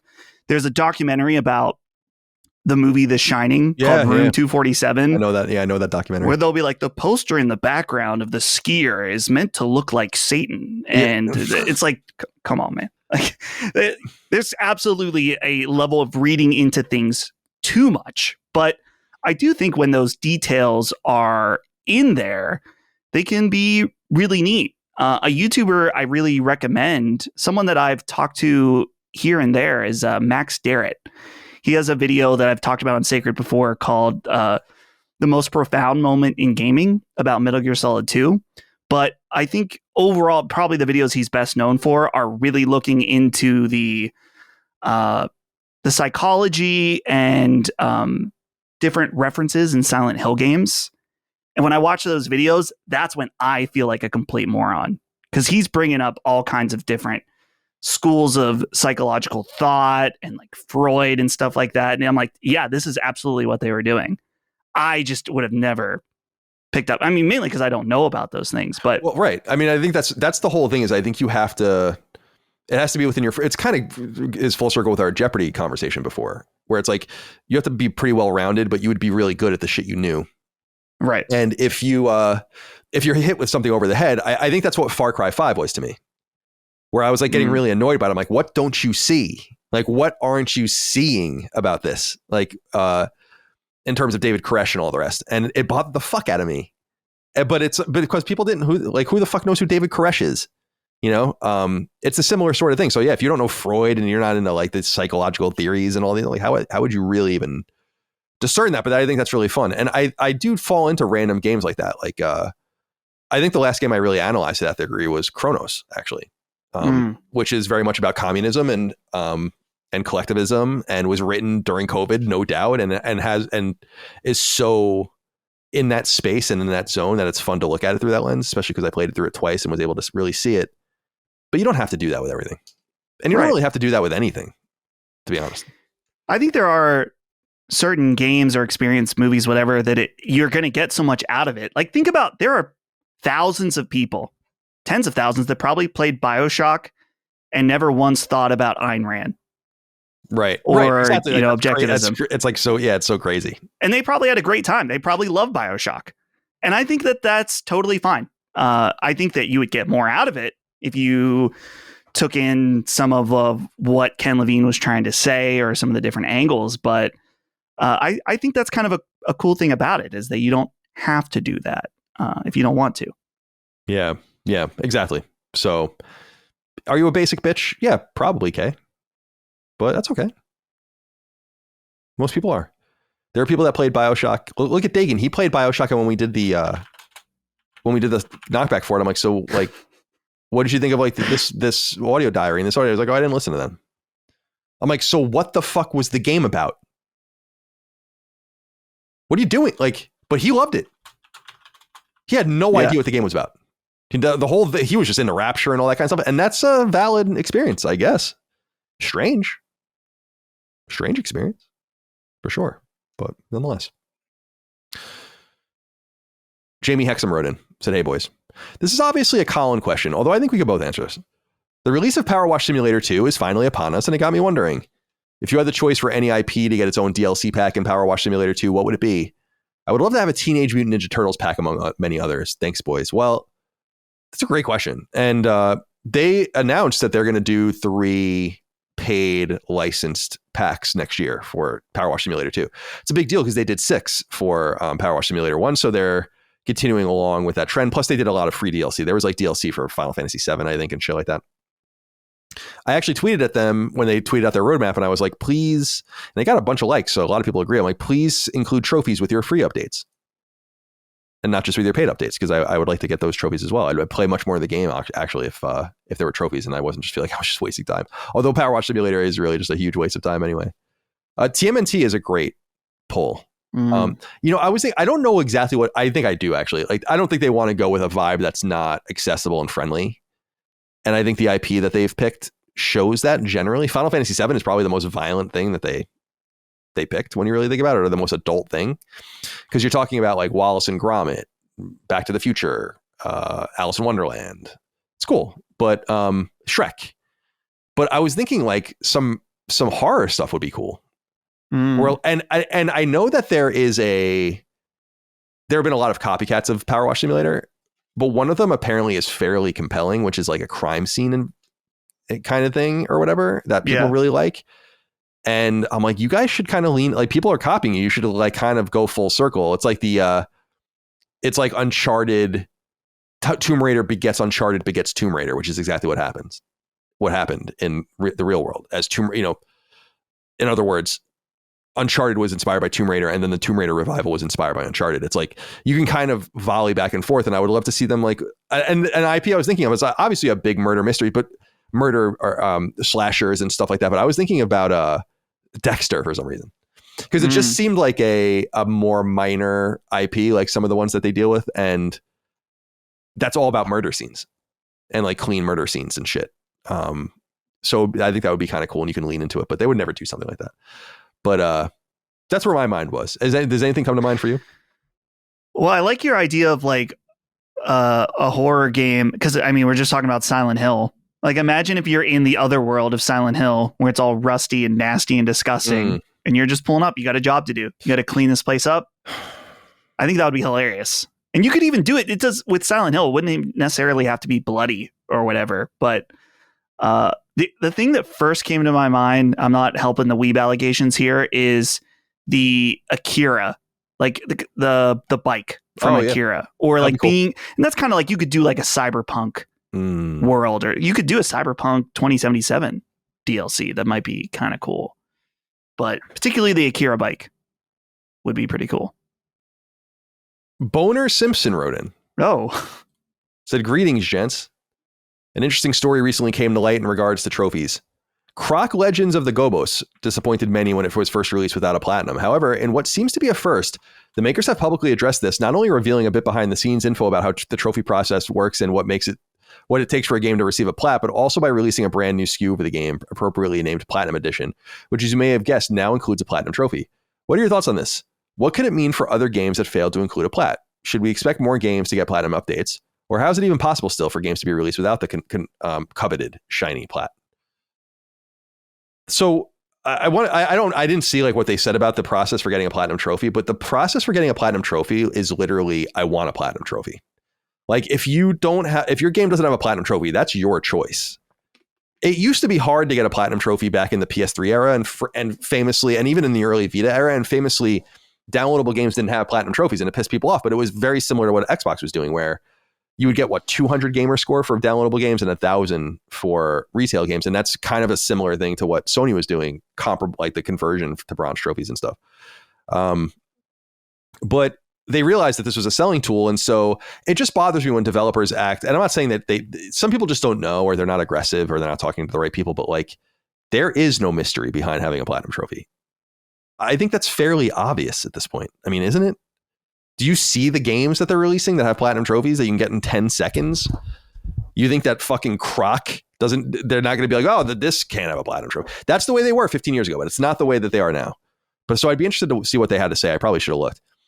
But games getting updated trophies is not unheard of, but it doesn't happen very often. And as I understand with this Croc game, and I could be wrong about this, is that I think the object is the same and they've replaced the trophy list. So I think the old trophies count, but you can no longer access them, I think, unless you have a very specific version of the game, like physical versions, probably. I have news on that. Yeah, good. Well, I pre-ordered that physical version before before the digital version came out, and I still have not received it. I check in every few months. I think it's a company called Rocket Games that is doing the physical, and there are people that are pissed. Yeah, they should be. I mean, this is not a good look. But they apparently at some point they said like, we're waiting for the final version. Like they're letting it get updated, which for a lot of physical people, they do want the best version of the game on the disc. And so I think there maybe was just some kind of communication issue with people that pre-ordered the game, and then the updates to the game, and certainly this Platinum Edition is what pushed out that physical version for a long time. I still have my pre-order and I can keep waiting for it. I can wait for Croc. But I really do want to play it because Croc was one of the games I played growing up, particularly on PC, weirdly enough, with the Microsoft Sidewinder gamepad. That thing fucking sucked. But I remember playing that on the family PC. So I'm excited to play this at some point. I think it's cool, though, that they're going and do this Platinum Edition. Clearly, I'm wondering if a game like Croc, if that will increase sales. Certainly a new marketing blitz behind the game that they're doing this new edition. And I believe, too, if you own the regular version, they're just going to update it and you will then have the Platinum Edition. So it's not like a new version to buy, but it's cool. I still think there are just, like you were saying, there are some developers that just don't care or don't think about it. So that's why they don't have a plat. Yeah, it's weird. It's weird that they don't care, but it is what it is. Steve Carley wrote in and said, good afternoon, sloppy, succulent, sacred sluts. Okay. We can all agree photo mode in a game is just free marketing for the studios, right? It's a brilliant strategy when you think about it. You give players as much customization as you can, and they in turn take beautiful pics, post into social media, and it gives the games free exposure. It's hard not to notice how transparently this tactic is being pushed over the last 2 generations, but don't fix what ain't broke, I guess. Do you guys ever use photo mode? Do you ever get irked when it isn't available in a game at launch? No chickens are dying because of this write-in. I could give a shit about photo mode. I got to be honest with you.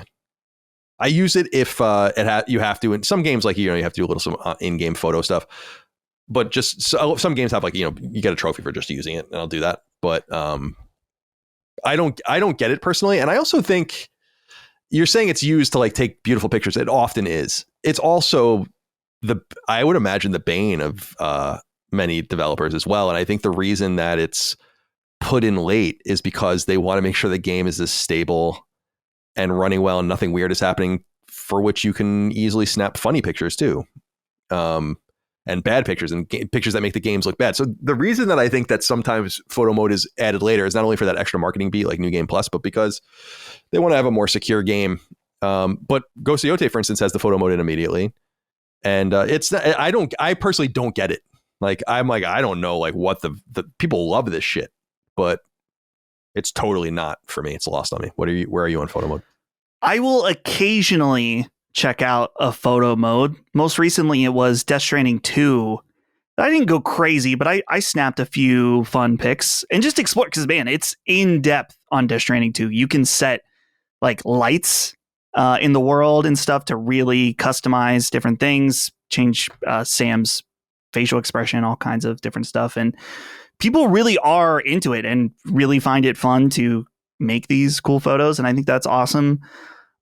Sometimes the only thing, this is such a minor complaint, is there are certain games that I get annoyed with where the photo button is mapped, or it's just like me personally, where Ghost of Yotei, when you press the touchpad, it brings up the map, right? Yes. Yeah. So because it's different than like you would bring up the menu with the start button, I think, in the other game. They did different things in Tsushima, but they do the same thing now.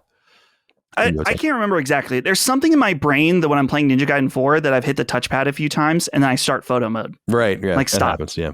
I don't need photo mode right now. I would prefer photo mode is not mapped to a button, which you probably can change it or get rid of it or something, but I'm too lazy to do that. But it may let's see, is this Steve's point here? I think it is a good marketing idea to do this, where people do take pictures and some of them get popular or get lots of likes or something if they're cool. But I don't know if it's something like crazy driving sales. Are like, oh, we got to have a photo mode so we can get engagement. The game can get more engagement online. The system has a built-in screenshot, which I know is not the same, but I feel like the thing that's really gets shared around with games is clips. And people just do that via the console. Totally. So. And that began with the PS4 era, which I think was so wise. It was Sony, especially, I think, saw something special in this. Like they identified the whole streaming thing. I don't want to say very early, but fairly early, before it became more obvious that was going to be like a perpetual lane of entertainment for people, for lots of people. Art Vandalay wrote in and said, "Sacred gentlemen, all signs are pointing to the next Xbox being a hybrid that blurs the line between PC and console. And that begs the question, could that actually expand the overlap between PC and console players? And if so, what does that mean for Sony's current PC strategy? Should they double down and embrace the whole PC as the inevitable future, or maybe take a step back and go the Nintendo route, stay focused on their own ecosystem and play it to their strengths? Interesting times indeed, so keep it up." I think it depends on the kind of company Sony wants to be. And I think that we have to keep in mind that Nintendo is a powerhouse of game sales. We brought up many times on the show. Their games sell copies that are unimaginable for exclusives. That like exclusives just don't sell the number of copies that they do typically on Nintendo platforms, or often do.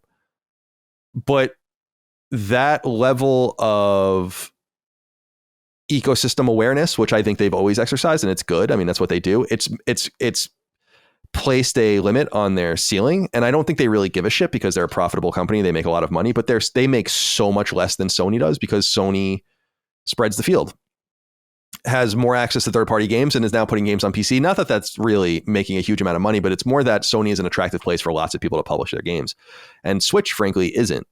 Not because people don't want to be there, they want to be there. It's about if the hardware can accommodate the games and what they're trying to do.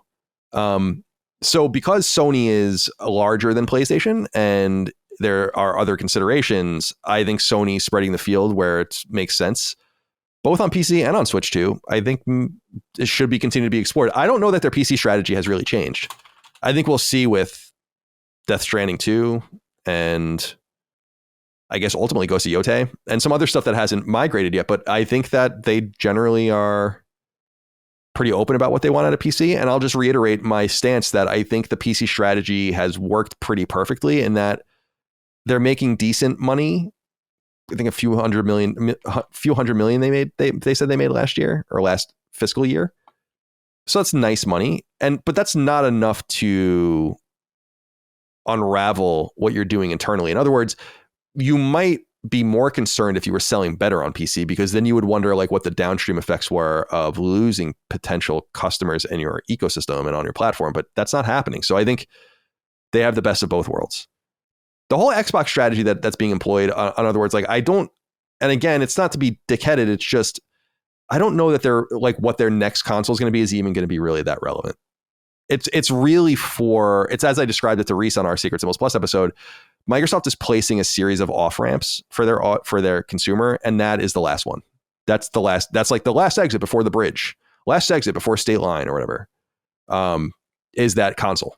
It's like this is the last way for you to veer off, have access to your games, and kind of sunset the traditional way of doing business at Xbox. So it's not even worth really talking about in terms of next generation beyond interest, because I think Sony and Nintendo are going to be more stark competitors than Xbox and Nintendo, or Xbox and Sony are now. Where are you on this? Yeah, well, there's been a lot of conversation already. I mean, you could see this coming from as soon as it was announced, but there's people that are like, look, I'm playing Spider-Man on my ROG Ally X. It's on an Xbox. It's like, okay, cool. It's a PC. It's a PC, and PlayStation, that game is on PC. So cool. And I think that even if Xbox's next console, if it is true that it has Steam and it's a hybrid device of some kind, I don't think Sony gives a single fuck, because they're still making the money off of it, And I think it would be a little different if they were doing day and date on PC with some of the, like if Ghost of Yotei was a day and date PC game, then maybe it'd be a little more concerning, but I just don't think it really matters to them at all. And we talked before about how there's people that maybe play a game on PC, they get into the IP, and then when the next one comes out, they're like, oh, if I want to play this now, I have to get a PlayStation. And maybe that won't sway them at all, but I'm sure for some people it does. Yeah. I think they've settled into a nice little rhythm here. I think I'm more curious about, again, their interaction with Switch, and if they're willing to kind of go down that road, and maybe because they're entering the handheld space with PS6, like, or re-entering it, Portal's kind of doing its thing. I don't know if you saw that, by the way. 5% of American PS5 owners own a Portal. They were saying something like that. Holy shit! Or what was it? Yeah, I think that it was that.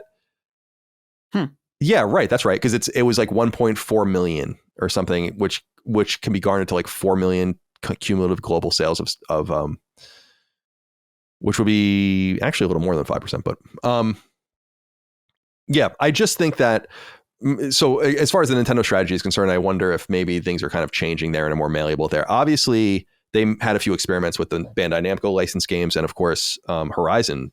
But I wonder if it goes any further than that. And again, it might be a power differential thing. Like Switch 2 just really might not be able to handle what they want to do. And certainly its online games will not be able to operate there. Remember, Call of Duty was supposed to come to Switch and still hasn't. Oh, right. I keep forgetting about that. Kind of interesting. I wonder, like, they kind of lied. But anyway, at least that's my interpretation of it. Xbox lied? Can't believe that. Wow. Shocking. It's less of a hog, more of a piglet, but it still gets me off-roading. So what's up, gentlemen? This one is primarily for Dustin, maybe Colin, or perhaps Chris. He's not here. I'm looking at finally taking the leap and getting a soundbar. I've been using the stock TV speakers for years, and it feels like now might be the time for me to make the jump. I remember Dustin mentioning he has one and that he had gotten Colin one, although I don't know if he had set it up or used it. It is set up. It's set up in our upstairs TV. Dustin, is there a soundbar you'd recommend? Chris, do you have a soundbar or have one you'd recommend? Colin, do you use yours and how do you like it? Is there any flame of knowledge that you, the proverbial Prometheus of soundbars, are able to bestow upon we, the smooth-brained and technologically illiterate amongst us? Thank you, be well, show that chicken who's boss, and let them hogs oink. Well, let's see if this comes through. Oh, it won't come. It wasn't. Oh, that came through. Oh, it did? Oh, good. I heard it a little bit. So yeah, all right. So for Chris isn't here, obviously can't answer. For me, yeah, our soundbar that Dustin kindly bought us is hooked up in the TV upstairs, and so when I use that TV, I do use it. For me, it's nice. It's really nice. I think Micah and I are kind of similar though, where I'm not, and I guess this is funny because I am a musician and I love music, but I'm not really and I love loud music, but otherwise I'm not a loud audio person. Mm-hmm. Like I don't like the over presence of something on a television because the volume is jacked up and it's on surround sound or whatever. I don't need it. That's just like my stance. It's like, I don't necessarily need it. It's cool. It's great in a movie theater. It's great in our loft when we use that, but it's not something I really need. That's just how I feel. I think I made that. I was making you guys laugh. I think when I brought it up, it's like, I want the sound to come from the source of the video, of the image. It doesn't really make any sense to me when you have like a surround sound system and like there's audio, like 5.1 or whatever, and there's audio behind you. I'm like, the TV's right there. It's not, well, I'm not in Jurassic Park. Right. So that's my stance on it. I know it's not a very popular stance. I know a lot of people really love their audio setups. I come from a family. My dad loves his audio setups. So I come from a family that has that kind of thing, but I like the TV to be low. Personally, unless it's a really intense moment, a good moment, but otherwise I don't need it to be in my face. I think we know where you are on this, but what are your recommendations? My recommendation, I mean, there's such a wide range of sound bars out there now, and since I have a good one and have for a few years, I don't necessarily, I haven't been in the market. If you're curious about the one I have, it's a fucking Samsung here. Samsung HW-Q95A. And it is a more expensive one that I got in, 2021 is when I got this. And it has the rear channels. It technically has Atmos, but it's kind of like not great Atmos because it's a sound bar. But the ultimate experience is getting the individual speakers and getting the receiver and doing all that. But if you're just trying to get in with the sound bar, my recommendation is there's a website called ratings.com, and that's RTINGS.com. This is a fantastic website for anytime you're buying any kind of like TV or audio setup because they have really extensive reviews. These guys are like the Digital Foundry of physical AV tech. And they have an article called the 7 best soundbars of 2025 that will show you like the best overall. And surprisingly, I was looking at this. It says the best budget soundbar is the Amazon Fire TV soundbar, which I didn't even know they made one. Yeah, I mean, more of the vertical monopoly we've been talking about. Mm-hmm. So I know a lot of people that have Sonos. That's what I got. Colin was a Sonos one because it's the easiest to use and they have really great app support. My parents bought a Sonos Beam and they've been really happy with it. They are significant. I don't want to say significantly more expensive, but they are more pricey. So yeah, check out ratings.com. Look around for what your budget can allow. Just don't buy some cheap piece of crap. Just because you're not going to be happy with it. If you're going to buy something, I'm not saying you need to spend like thousands of dollars or anything, but spend enough that you're not getting some kind of junk that you're going to regret buying. Fair enough. Yeah. I always try. I mean, generally, sometimes we all make exceptions and sometimes it's not true, but generally speaking, you get what you pay for. Yeah. My first soundbar, I think I got at Sam's Club and it was maybe $99, $100. And it did the trick for my apartment. It didn't sound bad. It's what I could afford and really all I needed at the time. But as soon as we moved to our new house, I was like, yeah, this thing is not cutting it anymore. So I think I had a Vizio one that was a little bit more expensive, but that it was ass. So I bit the bullet with the Samsung one and it's been very good. But my dream is to do the thing where you get like the individual Klipsch speakers and the receiver and do all that. But I just don't have the space for it in that living room. So maybe someday in a new house. But for now, the soundbar is the king. Fair enough. And thank you. We did let those hogs oink. We appreciate you letting us know that we should. But that's what we have. It's over. Wow. It's over and done with now. Shorter episode. People will be disappointed, but there's not a third person here. So there's just not a lot for us to even talk about. Like I said, it was going to be a bad episode. It was horrible. The worst episode of Sacred Symbols ever. Oh God, it hurts when I breathe deep. You just got to I've just been go farting the whole show. fart it out. I'm gonna go for the a walk. sickness. Yeah, I'm just gonna fart with the sickness. I'm gonna just go for a walk and hopefully just fart crop dust around the neighborhood. Yeah, that's good. That's what you need to do. So now, okay, you were locked in last time we checked in.